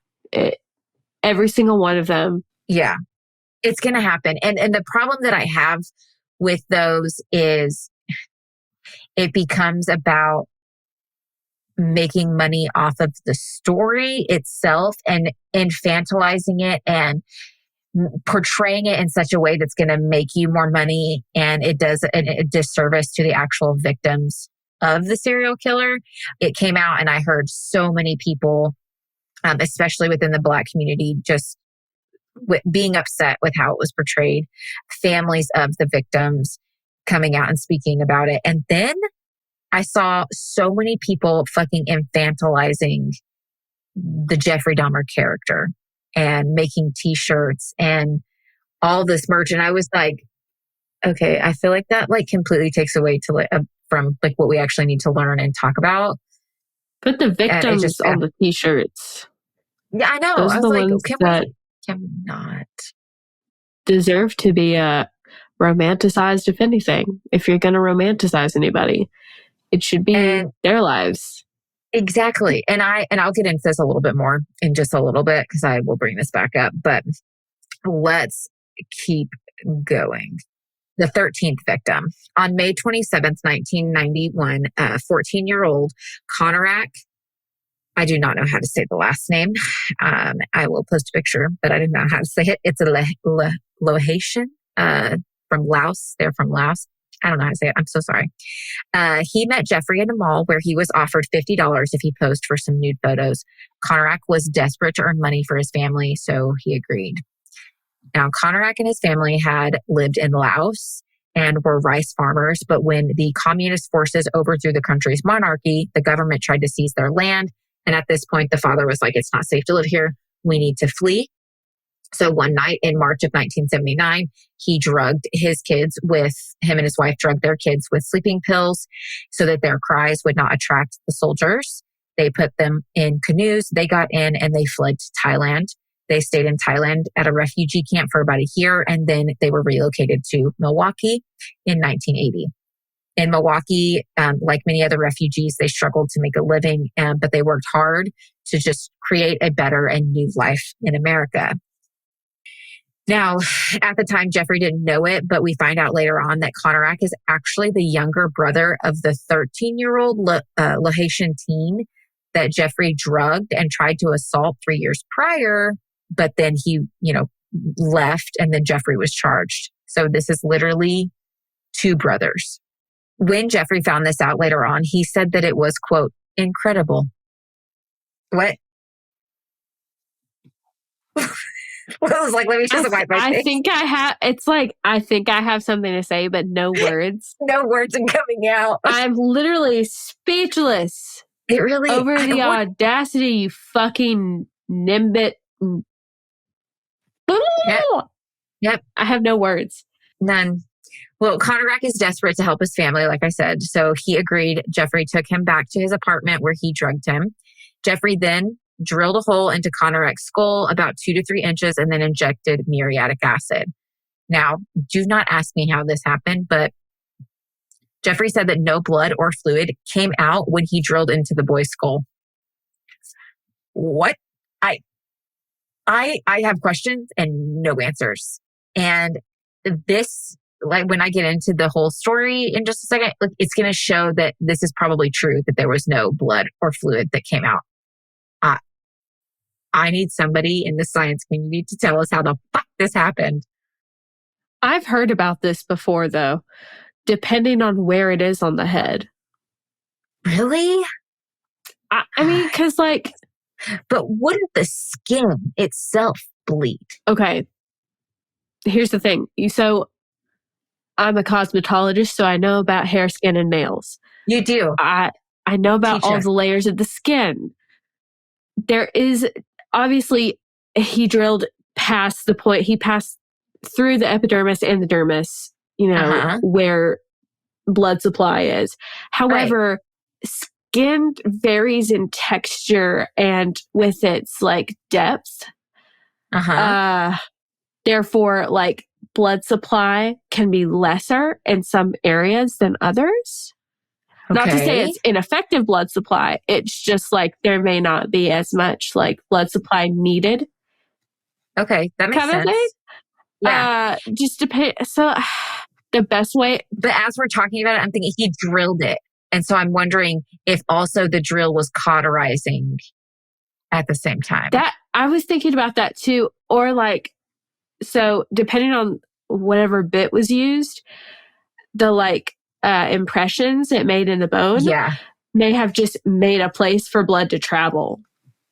Like downward instead of out. I don't know if that's real, and I don't know how thick a skull is. Yeah, not sure. So that could be possible, but like what I'm thinking is like if you cut my arm, it's gonna bleed a good bit. If you cut my eyelid, it won't be as much blood. Okay, that makes sense. That's what I'm thinking. Just because like your eye, well, not your eyelid, but like, the side of your eye, like on the very outer part that's near your temple, that's really thin skin. There's not a whole lot of blood vessels that are like traveling right through there. That. Yeah. So if you nicked someone there, may not be as much blood as if you nicked them on, I don't know, their neck. Something like that. So that makes sense. Maybe I'm wrong. I'm not a doctor, but just for my cosmetology references of skin, that's what I'm assuming may have been the reason. Talking through it, I have less questions. It still shocks the shit out of me. Like that. It is odd. There was no blood. Like you literally drilled into his skull, and it's just weird. But we need a surgeon to immediately weigh in on this. Whoever is a surgeon, educate us right now. I have questions. So when Conrad came to, he was very groggy, but he could still slightly function. So Jeffrey thought, oh my God, it works. Like I made a submissive sex zombie. So since he believed that it worked, Jeffrey decided he was going to leave and go get some alcohol. But when he did, Conrad, that motherfucker, he took his chance and he ran from the apartment and down the alley trying to escape. Now, a woman named Sandra Smith saw Conrad and called the police to report that an Asian boy, he was Lohasian, I think is how you say it. He's not Asian, but that's what she thought. He was out in the street naked, injured, and incoherent. She could tell that he was covered in bruises and that he was even bleeding from his anus. He was so out of it, he couldn't stand or communicate clearly with anyone. Now, around the time that the police arrive and medical help arrive, so does Jeffrey. Now, there were also 2 Black teen girls at the scene, and they could tell that something was drastically wrong with Conrad. So they actually stood between him and Jeffrey in order to keep Jeffrey away from him. But Jeffrey told the police that he was just his 19-year-old gay lover, and the police fucking believed him. So they actually sent the fucking medics away and were like, oh, he's probably drunk or on drugs. Like, just send the medics away. I mean, what? The logic, it's not here. The Even brain cells were not in use. Let's play benefit of the doubt and just say, yeah, okay, maybe he is drunk or on drugs. Why the fuck are you sending medics away? He is naked in the middle of the street. It is clearly not okay. He needs to be seen. If he's on drugs, what? He should be assessed by some type of Medical professional. Exactly. But no, they just send the medics away. And the whole time, the two teen girls were protesting and trying so hard to advocate for Conorak, but the police just told them to, quote, shut the hell up, end quote. And they even threatened to arrest them. And so Jeffrey was the white man, and he was in a very poor Black community. So, of course, the police believed him. And not only did they believe him, but they escorted Jeffrey and the boy back to Jeffrey's apartment and never even took the names of the two Black teens that were on scene advocating for Conorak. When they got back to Jeffrey's apartment, Jeffrey showed them photos that he had taken of Conorak, and that was enough to convince them that, yes, they were just a gay couple having a squabble and that Conorak was probably just on some drugs or drunk. And after that, they left. They didn't even search around the fucking apartment. If they had gone into the bedroom, they would have seen Anthony Hughes' dead body laying on the fucking bed. Why didn't they smell anything weird? Is my thing. I'm sure it stunk in there. One officer said he smelled something kind of weird, and then one officer was like, I didn't smell anything. Bullshit. Bull fucking shit, you didn't smell anything. And you know why I think they're lying out their motherfucking asses is because when they left, they called back to the station to like report in, and they said they were like heard laughing on the radio, and they even made jokes about needing to go get deloused after leaving the scene. Motherfucker, you smell something. You just trying to cover your own ass, you bitch. Now, after the police left, Jeffrey injected more muriatic acid into Conorak's brain, which killed him. When the teen girls got home, they told their mom and aunt, so they were cousins. So they told the mom about what had happened. The adult then called the police and asked what happened and if the boy was okay. They told her that it was just a drunk, gay, squabble couple situation and they'd handled it. She asked how the boy was, and the cop corrected her and said it wasn't a boy, it was a man. He was an adult. And she said, are you sure? And he said, quote, ma'am, I can't make it any more clear. It's all taken care of, end quote. Yeah, it's taken care of. Conorak's fucking dead at this point, you dumb bitch. Sorry. God. No, so fucking mad researching this. I wanted to punch a fucking wall every time. Yeah. I feel like you'd be able to tell that's not a 19-year-old. He was 14. You know? I know that 14-year-olds, they can be tall. They can be, you know. But yeah, but you can still clearly tell. You can tell. You can tell. I think. Did they not interview him to see if he was coherent? It's just. Oh, it was clear to everybody that he wasn't coherent. He wasn't coherent. I think that what happened was the cops were grossed out by the gay couple, grossed out by the gay naked boy in the street. And so they just wanted to handle the situation as quickly as possible with as little amount of paperwork as possible. So they just sent them back and were very much, you know, like homophobia and racism playing at hand because they were not even listening to the two Black teen girls. They were only listening to the Jeffrey, who was the only white man fucking there besides them. I think they were just fucking homophobic and didn't want to deal with it and just send them back. Excellent job to those girls. Excellent effort. No, amazing. Those are the real heroes. Tried. I can't imagine the trauma that they have endured knowing what happened to this kid and knowing that they tried. And I can't imagine the anger that they probably still feel to this day because like I'm fucking angry. So I can't imagine what their anger is like being somebody on scene that saw Conorak and how he was. Now, the police do say that like they were just trying to respect the gay community and like they were trying to not have a straight bias. Fuck you. No, you weren't. You were homophobic. You were racist. And I will go to my grave believing that. Now, of course, when all of this came to light after Jeffrey's arrest, the public, they were fucking outraged, which rightfully so. I am too. Two of the officers that were there that night were put on paid leave and then later fired, but they both appealed their terminations with a judge and won. They were reinstated in June of 1994 with back pay. Not surprised about that. No, not at all. When they were put on paid leave, many white people came out in support of the officers, Back the blue. God damn it. Was Jeffrey still not religious at this point? At this point, yeah, no, he had gone the other side of the spectrum. He was like, He was still on that path of like, I'm evil, going with it. Evil, just going with it. He had embraced all of his desires and believed it was the devil that had given him this mission. And he was like, all right, cool, I'm going to do it. Nope, he's still on that one. Now, on June 30th of 1991, 20-year-old Matt Turner, who had aspirations to be a model, met Jeffrey in Chicago at a bus station.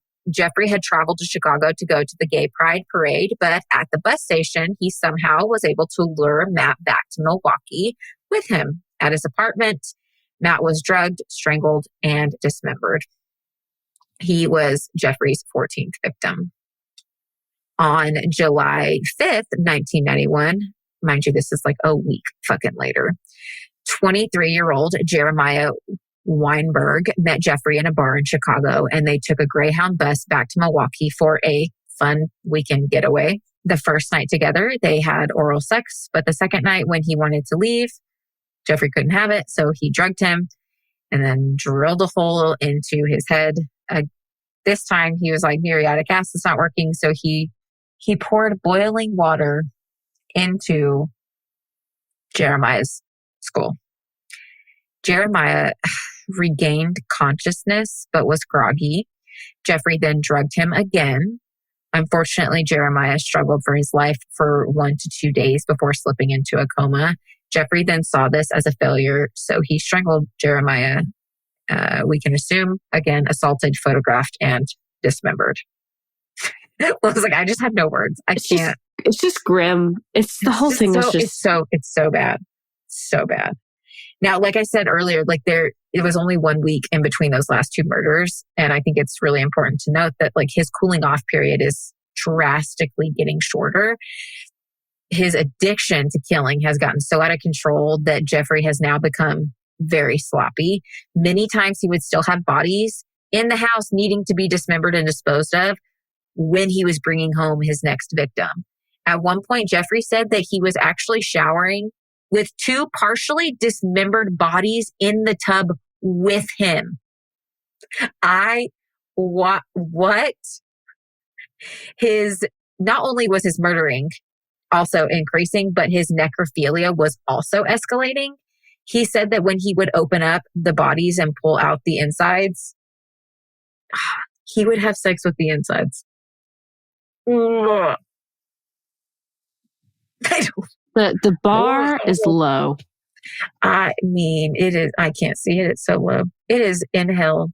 The devil himself is fucking grossed out. I'm sorry. The devil himself is like, what the fuck are you doing? Don't put my name on that, bitch. Oh.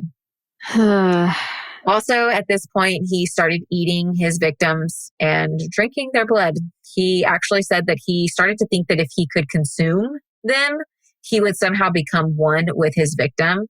And after he was caught, he estimated that he ate around 10 pounds of human meat. That's gross. That's real nasty. Real Can you not do that ever again? That'd be great. Yeah. Thanks. Can you not? Thanks. Yeah. I have heard over the years that Jeffrey Dahmer said that he had tried tattooed skin, but that the ink made it taste bad. And so many people are like, save yourself from cannibals, get tattooed more. I could not verify this in my research. I'm not saying that it's not out there. I'm not saying he didn't say that. I just could not verify it. But either way, I will gladly use it as an excuse to go get more tattoos. We're safe. We're safe. I will tattoo every inch of my body. God damn it. Now, that was the 15th victim, but we have 2 more. On July 15th, 1991, 23-year-old Oliver Laci was an aspiring bodybuilder when he met Jeffrey. Jeffrey claimed to be a professional photographer, and he convinced Oliver to come back to his apartment so he could take photos of him for his bodybuilding endeavors. Back at the apartment, Oliver was drugged, strangled, assaulted, and dismembered. After the dismemberment, Jeffrey kept Oliver's head and heart in his refrigerator and his skeleton in a freezer.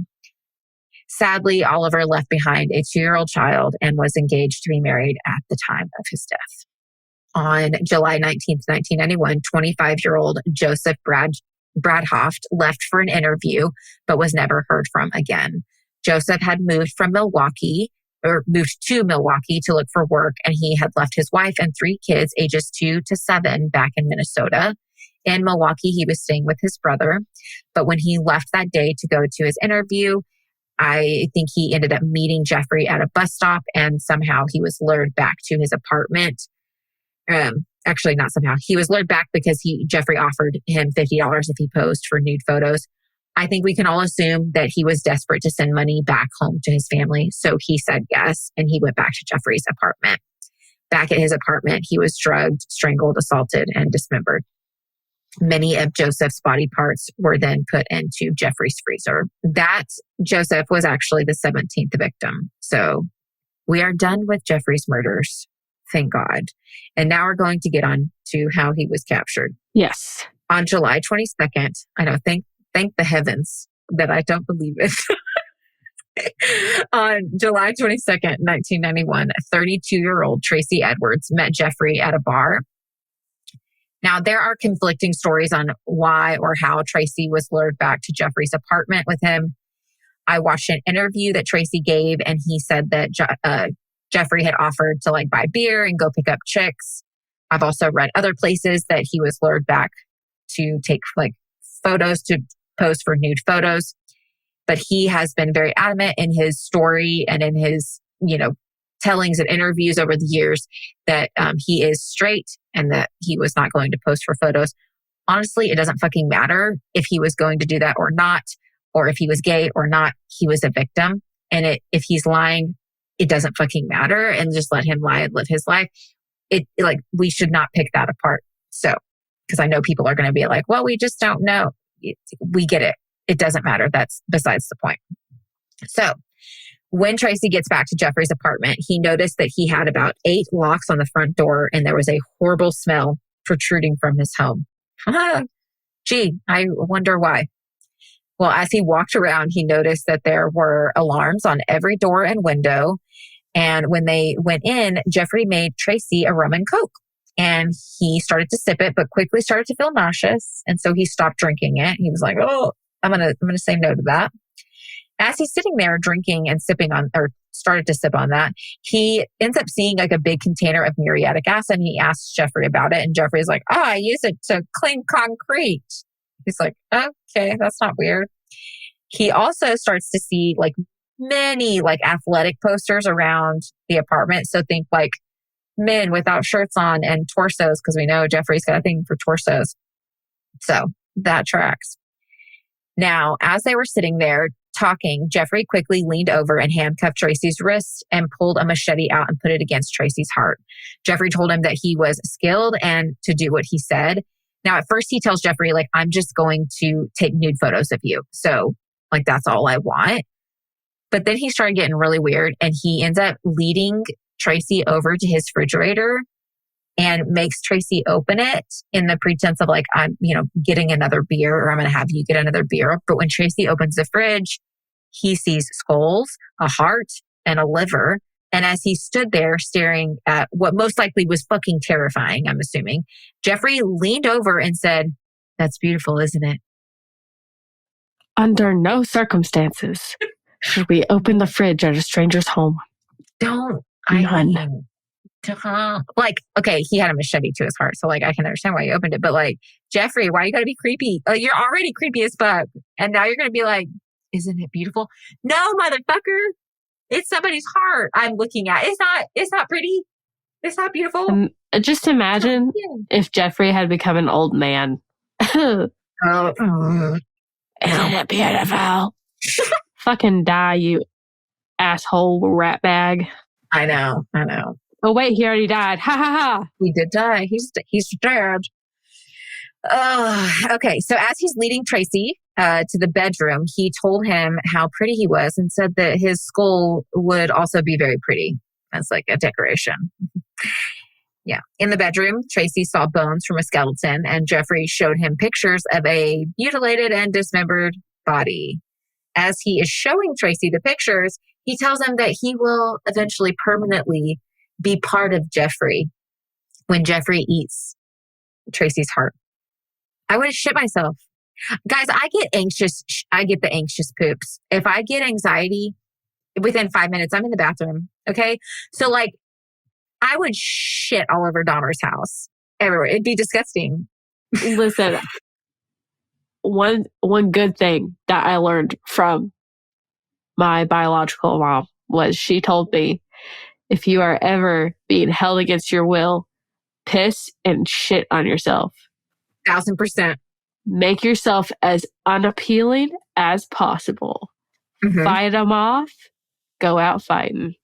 Oh yeah, I will shit all over myself, and it will not be on purpose. It will be uncontrollable diarrhea. Like when I tell you, I get the anxious shit. She said, my butthole will not cringe. It will open. Open the floodgates. I hate that. I hate that this is happening right now. I just triggered like so many people. My husband has made jokes and been like, you will never be kidnapped, because if you are ever kidnapped, they will dump your ass within like a mile. The anxious poops are not to be trifled with, I tell you. No, do not mess with anxious poops. So don't kidnap me. It's a PSA for Laci. Right? I should get a shirt. Don't kidnap me or I'll shit myself. I will. No, it should just say, don't worry, I will shit myself. That's it. No other pretense to it. No pretense. Oh my God, I can't breathe. Okay. Now, Tracey is terrified and not sure what to do next. So he asked Jeffrey for another beer and if they could just sit in the front room while drinking it. I think he was just trying to like bide some time, basically.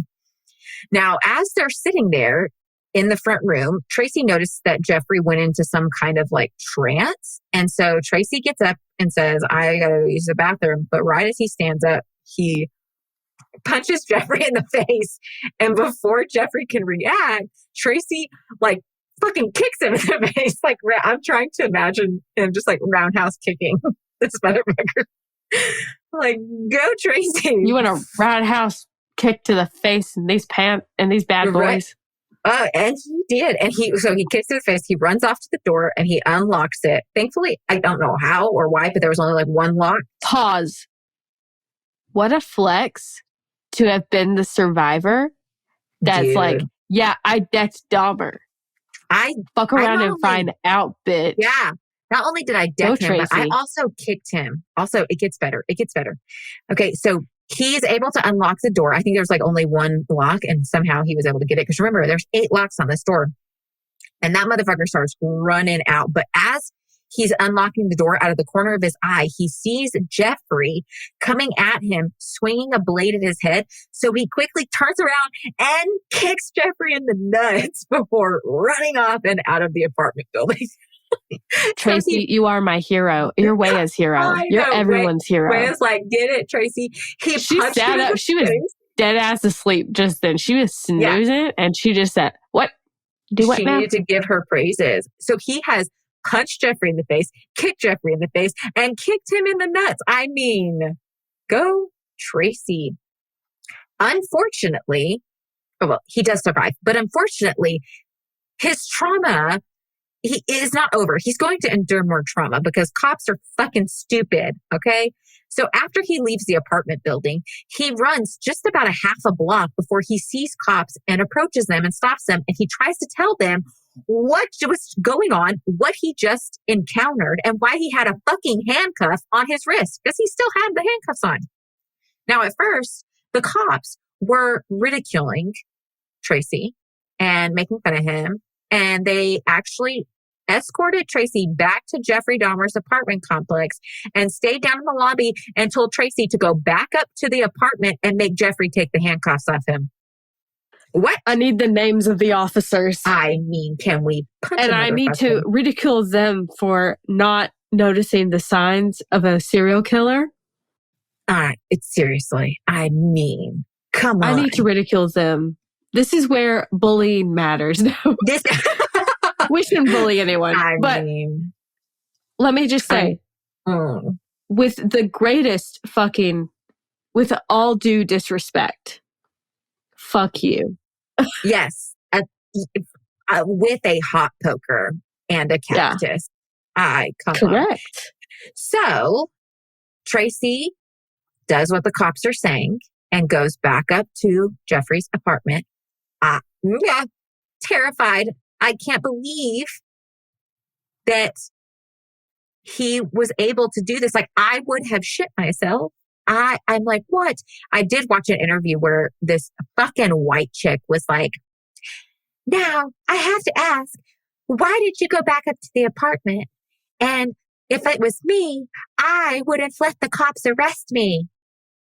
Well, bitch, you're fucking white and the cops would have arrested you. But Tracey was black and he might have fucking died. So it was like, be shot by cops by resisting or not doing what they're telling me to, or go back up and get murdered by Jeffrey Dahmer. He kind of didn't have a choice. Death was his only option, probably. That's my opinion. But anyway. I also need the name of that bitch. I know. And she was young. And with all due disrespect, fuck you too. In that interview, I was like, shut the fuck up. And he was so calm in his response. And he was like, I was taught to respect police. And, so I was just doing what they told me to. And I was like, that white bitch can shut the fuck up. And I can say that because I am plum colored. Okay. Anyways.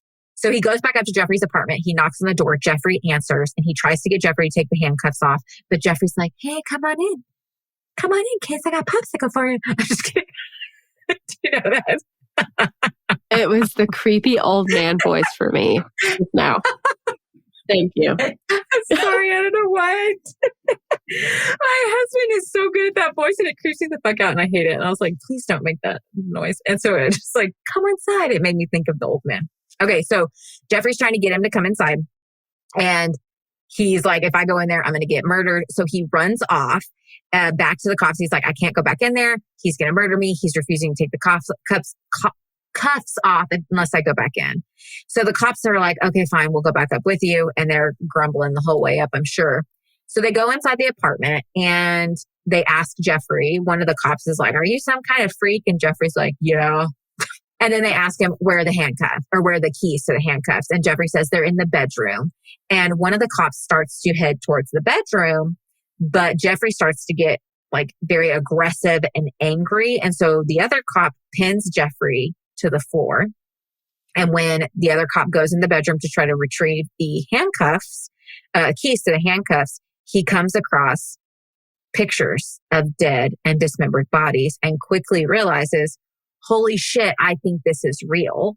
So he comes back out and shows the pictures to the other cop.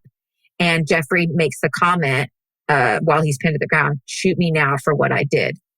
And so Jeffrey's taken into custody. The cops are like, before he's taken into custody, they're starting to look around the apartment.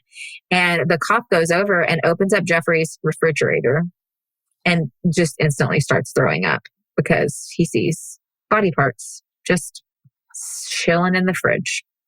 Now, was that a joke? Chilling in the fridge? Oh my God, no pun intended, but honestly, they were just chilling in the fridge. I didn't mean to do that, but hey. I mean, funny coinkydink. It worked out. Valid. Now, Jeffrey is taken into custody and they start searching the apartment. They end up finding 11 skulls, decomposing hands hanging in the closet, 3 fully intact skeleton remains, a large plastic blue container. I think that was like full of muriatic acid. Jars with preserved genitals in them, different body parts in the fridge and freezer, many photographs of nude men and dismembered bodies. When Jeffrey was interrogated, he agreed to talk, and every day that he was interviewed, he signed a waiver. He never tried to deny his crimes and actually gave a very full, detailed confession. He said that he wanted to end up making an altar with his victims' skulls, and he hoped that it would be, quote, a place where I could feel at home. I think he's at home now.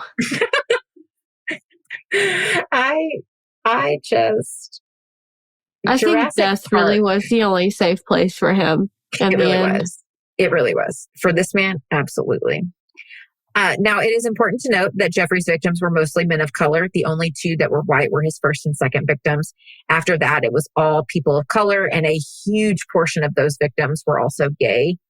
In my opinion, this was very strategic by Jeffrey, getting his apartment in a low-income, predominantly African-American neighborhood, and targeting gay men and just, which he was gay himself. But I think it was pretty strategic, especially being in that low-income African-American community. Now, it wasn't like these men just went up and missing and nobody cared about them. They were reported missing, most of them, if not all of them, time and time again. But there was either no leads or it was under investigated. Also, the gay community during this time was going through the AIDS epidemic. And so gay men were dying and getting sick from AIDS. And so when one of these gay men who were going to the bar and the gay community knew them and then they just stopped showing up, they assumed that they either got sick or died from AIDS. Jeffrey's trial started on January 20th, 1992, and due to the fact that most of his victims were people of color, the racial tensions were high in and out of the courtroom. Now, due to the public's justifiable outrage, they decided to implement an extra measure of security by installing an 8-foot barrier of bulletproof glass between Jeffrey and the gallery during his trial. Now, I just want to ask, why? Why did they feel that this was a need? Because to me, this feels very fucking racist because BTK killed 10 people and taunted the police and the public with his crimes for decades. And yet when he went to trial, there was no extra measures of security. And what about the Green River Killer? Also, it was not something, and he killed way more people than Jeffrey Dahmer did. So I just have to be like, okay, is it just because Jeffrey killed a lot of Black people and there was a lot of Black outrage for how the cops handled this? And so that does seem kind of pointed. It does to me. I'm like, okay, so you thought some Black vigilante was going to come in shooting up the trial, but didn't expect or suspect a white guy to come in shooting up the courtroom for white serial killers. I mean, when we do these deep dives into these serial killers, I'm just like, okay, there was a clear differentiation between many of these. And I'm sorry, but racism has to play a part. Nobody will ever be able to convince me otherwise. Also, there was only one Black person on the jury of his trial. So not shocked. Now, Jeffrey's father, Lionel, and his stepmother attended the trial. I will post this picture over on Instagram, but I did find a picture of Lionel and the stepmother posing together outside the prison where Jeffrey was held, and they're smiling. And it's super fucking weird. And I have questions, and I could not find answers to why they took this picture, and they thought that this picture was a good idea. But it seems very fucking weird. I don't know. Were they happy? They're smiling. They're just like they could be standing outside of fucking Disney. And I'm like, oh, okay. What? Okay. I can't. You can't make this shit up, guys. You can't. Anyways, back to the trial.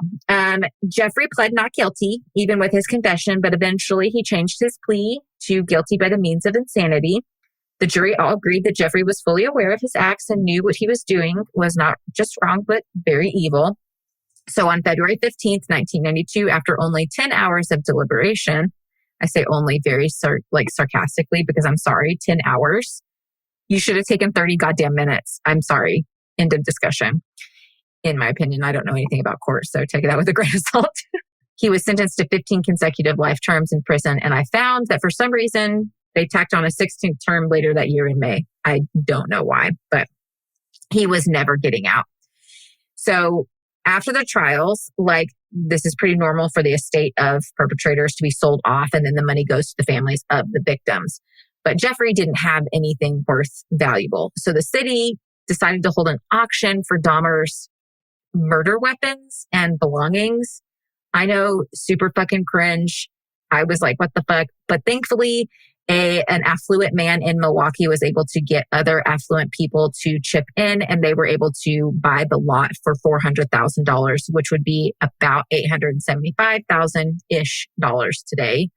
After they purchased the items, they had the items transported in an unmarked vehicle to an undisclosed landfill in Illinois where they were disposed of, which, I'm sorry, I think that was like the perfect thing to do. I understand trying to give money to the victims, but I just feel like there would have been a better way, but I'm glad it was disposed of. I agree too. Unfortunately, not all of his stuff was disposed of because I was going to say, there's stuff of his in a museum. I was able to find through my research, I stumbled upon cult and murder memorabilia. Why this is a thing, I don't fucking know. People get better fucking idols like Bailey Sarian says. It was so fucking gross. They were selling for $1,000. You could buy a letter from one of Dahmer's crazy fucking fans that would like send him letters while he was in prison.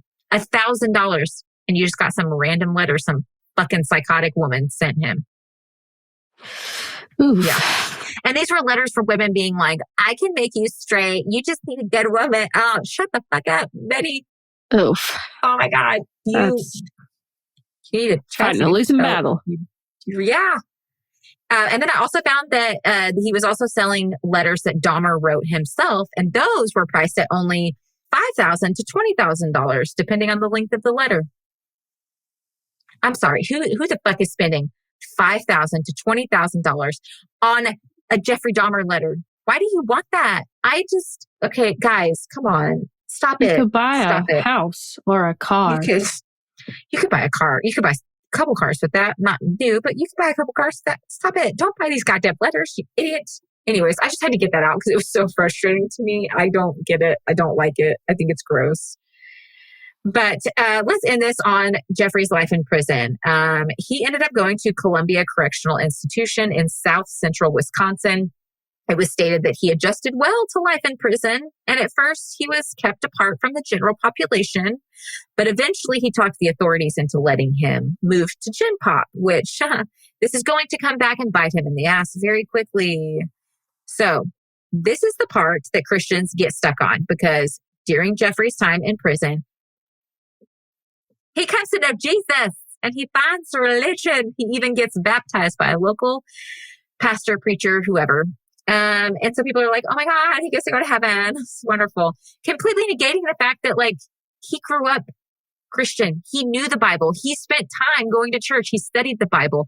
He literally tried for years to ungay himself, to undo these sadistic desires he had. So it's like, okay, I have to ask, if Jeffrey Dahmer was a Christian growing up, then why didn't God stop him from having these urges or these desires? And I know many are going to be like, well, he didn't really come to know Jesus until he was in prison. Okay, how do you fucking know that? He was in prison. And we find out later on that he would take his fucking prison food and like fashion it into like limbs, like dismembered body parts, and then taunt the other inmates with it. That's weird. That does not scream, I have come to know Jesus. Right? I can't. That's weird. Why would you? Scrawny little dude in prison. Don't do that. What's wrong with you? Don't do that. Don't do it. But it's okay. It bites him in the ass, and we like that. Oh no, they took care of it. They did. They took care of it.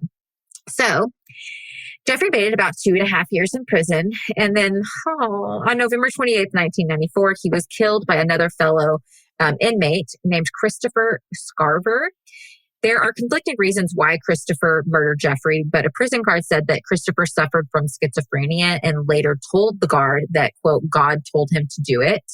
But also Christopher came out in 2015 and spoke to the New York Post and said that he was always disturbed by Jeffrey's crimes, and he didn't like that Jeffrey would fashion severed limbs using his prison food and then use it to, antagonize and taunt the other inmates.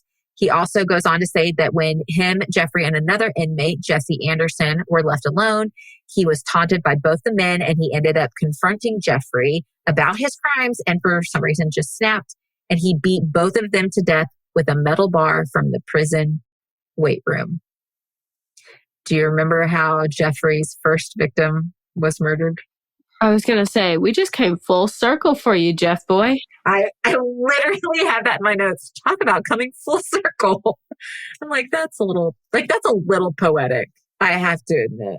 I'd say it's more than a little. Yeah. I kind of love that for him. I'm just going to say, do I love murder? No, but for Jeffrey Dahmer. The Jesus of the day would have to be that man. Right.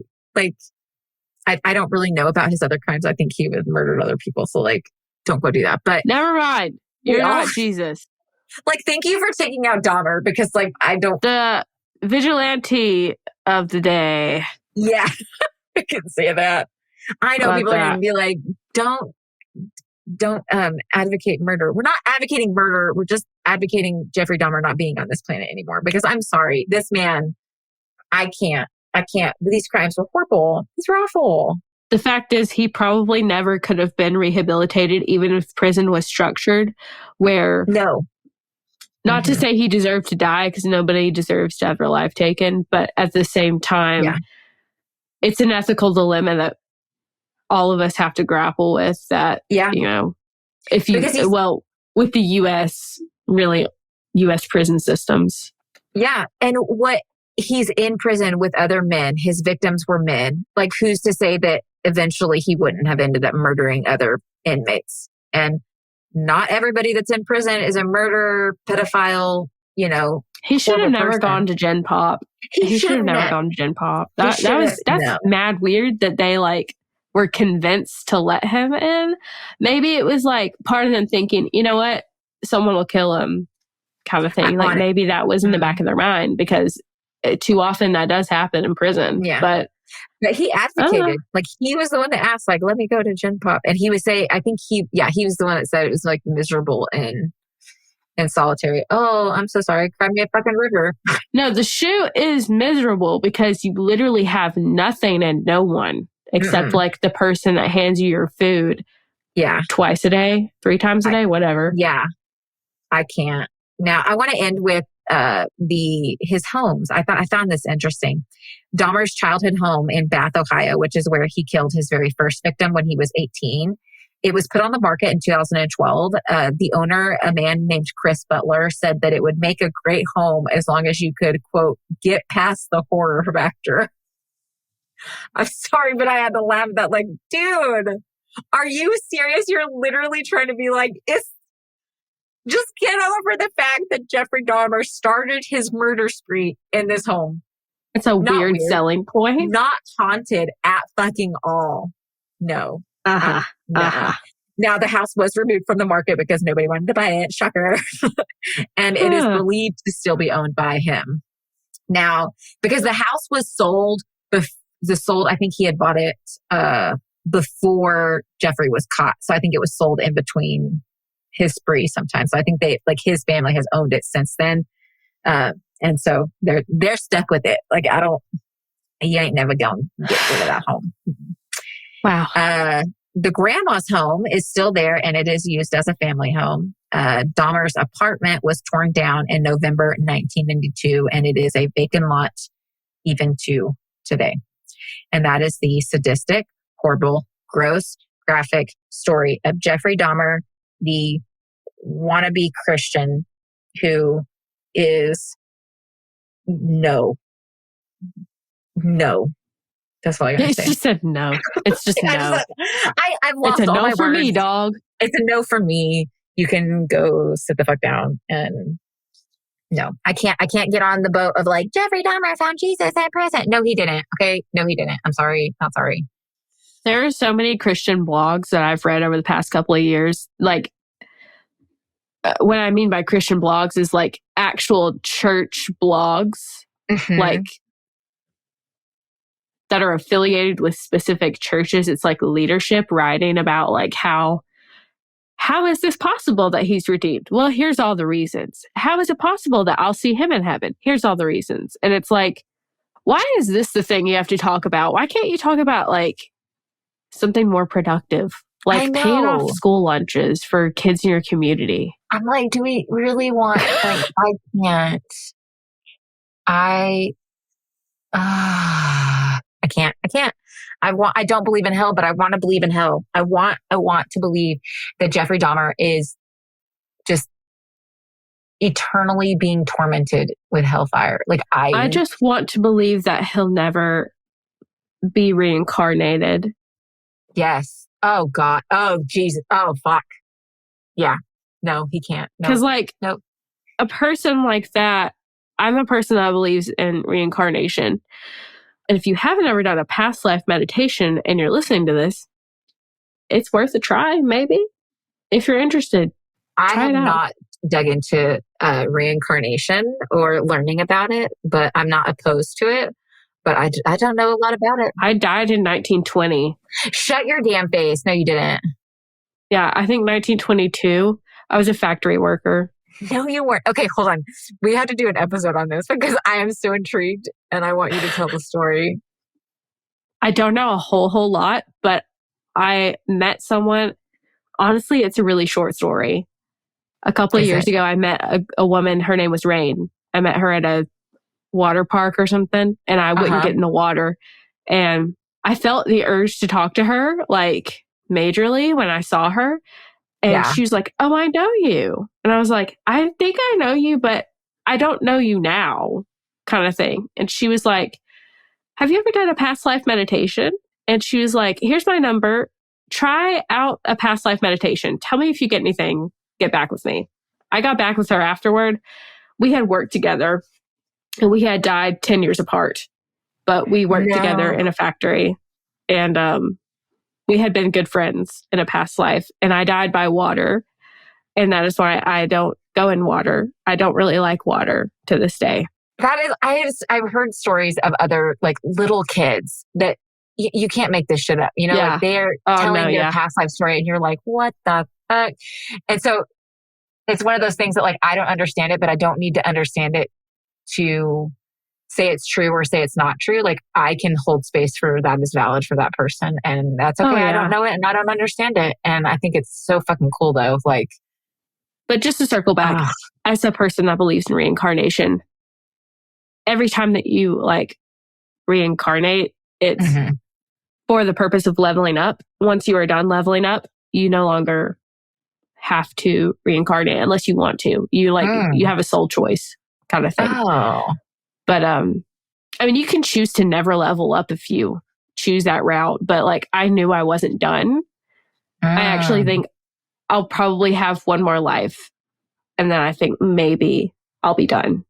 I don't know. I think I'm going to end up like deep diving into it and hyperfixating because now I want to learn more about it. But basically, are you saying that like you hope that Jeffrey never reincarnates? Is basically. I'm hoping that he never does, and it doesn't seem like he wanted to. He's so like the theme of death was so like prominent with him. Yeah, and you just don't see that as a person that wants to pursue higher enlightenment or a higher frequencies in their life, a higher love. So I don't feel like his soul would choose to reincarnate, but I hope it just doesn't happen, even if he doesn't get the choice. If it's like the great cosmos, the mother, whatever, that's in charge of it. If you know about your like past life when choosing to reincarnate, then I don't think that he would, because he struggled so much with his desires and he knew that they were wrong, but he couldn't fight them. And he just, so I can't see him being like, yeah, let me go through that again. Or like, maybe that would be a possibility again. And I don't even want to chance it. I could be wrong. I have no idea. I hope not. Cause I think some of the primal urges of like, I don't think cannibalism is an urge, but if it is one and that's like within him, or like the urge to dismember and all these horrific mutilations to the human form, like I just hope he doesn't come back, because I feel like those maybe he couldn't set aside. Yeah. I don't know. I can't see Mother Nature, God, the universe being like, yeah, we're going to give you another chance. But you know what? I believe that some people that are horrific did have past lives. Yeah. And may possibly have other ones in the future. Like, I kind of believe that about Ted Bundy. Just because, and think of it this way, you know people like Bundy. You do. You know people that are narcissistic, that are charmers, that are snakes, that are violent in secret, that keep close personal connections, that know how to manipulate you, yet you still are drawn to them. Yeah. You know people like that. Whoever's out there listening, you know too. You know, like, and because that personality trait is just kind of, I don't want to say common, but you do see it throughout your lifetime. That may mean there are other people that are still trying to level out of that place. Yeah. Not to say the way that Bundy did it was right or anything, but because I don't think that he leveled up. I think he leveled down. I think he, I don't know what he did, but he didn't move in a better way. No. So, but I think that about like the common, just like different mindsets or like different types of people I meet and their like outlook on themselves and on others. And I just think like, okay, you probably are not done because you're a very common type of whatever. Yeah. I could be wrong about this. I could be talking like out of my ass, but this is just something I've been interested in the last couple of years. And since doing I only did 2 meditations on it. I could probably delve back into other lives or like more information about that one back in late 1800s, early 1900s. But I just haven't had that much interest in it. I don't really know if those things will serve me right now. Right now in your life. So. Right. And that's valid. And that I just hope he's done forever and not reincarnated, if that is a thing. Yeah. Bottom line, I hope he never comes back in any way, shape, form. Maybe as a dung beetle. There we go. Yes. That and would he can be roll okay. down the shit for the rest of his life and eat it because that's what he deserves. If I'm wrong and, you know, heaven is real and Jesus is real and everything, I hope Jeffrey is not there. Sorry. I don't want to spend time with him. And that's also a lot to me for me because I'm like a universalist. Like I believe everybody goes to heaven and there's, you know, so it's like I'm kind of speaking to the choir, but yeah, that's Jeffrey Dahmer for you guys.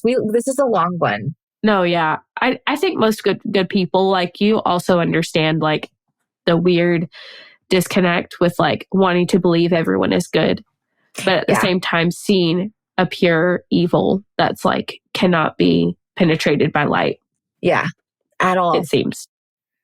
I can't imagine just spending like my afterlife, like whatever that is, with people like that in the same atmosphere. It's like you don't deserve any of that shit. Like just rotten. Don't count me yet. Good. I'm good. I'm good. Count me out. Right. Oh, well, this is a long one for you guys. We've really like ended spooky season on a big note for you guys. We're going to skip the palate cleanser. Go cuddle your kittens.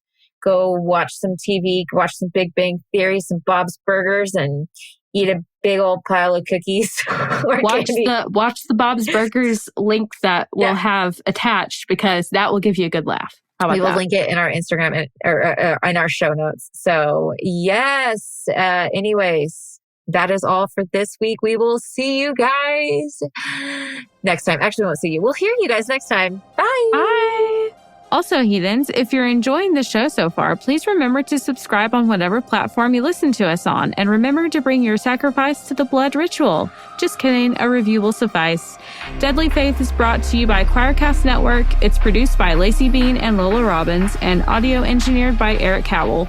Thanks for listening.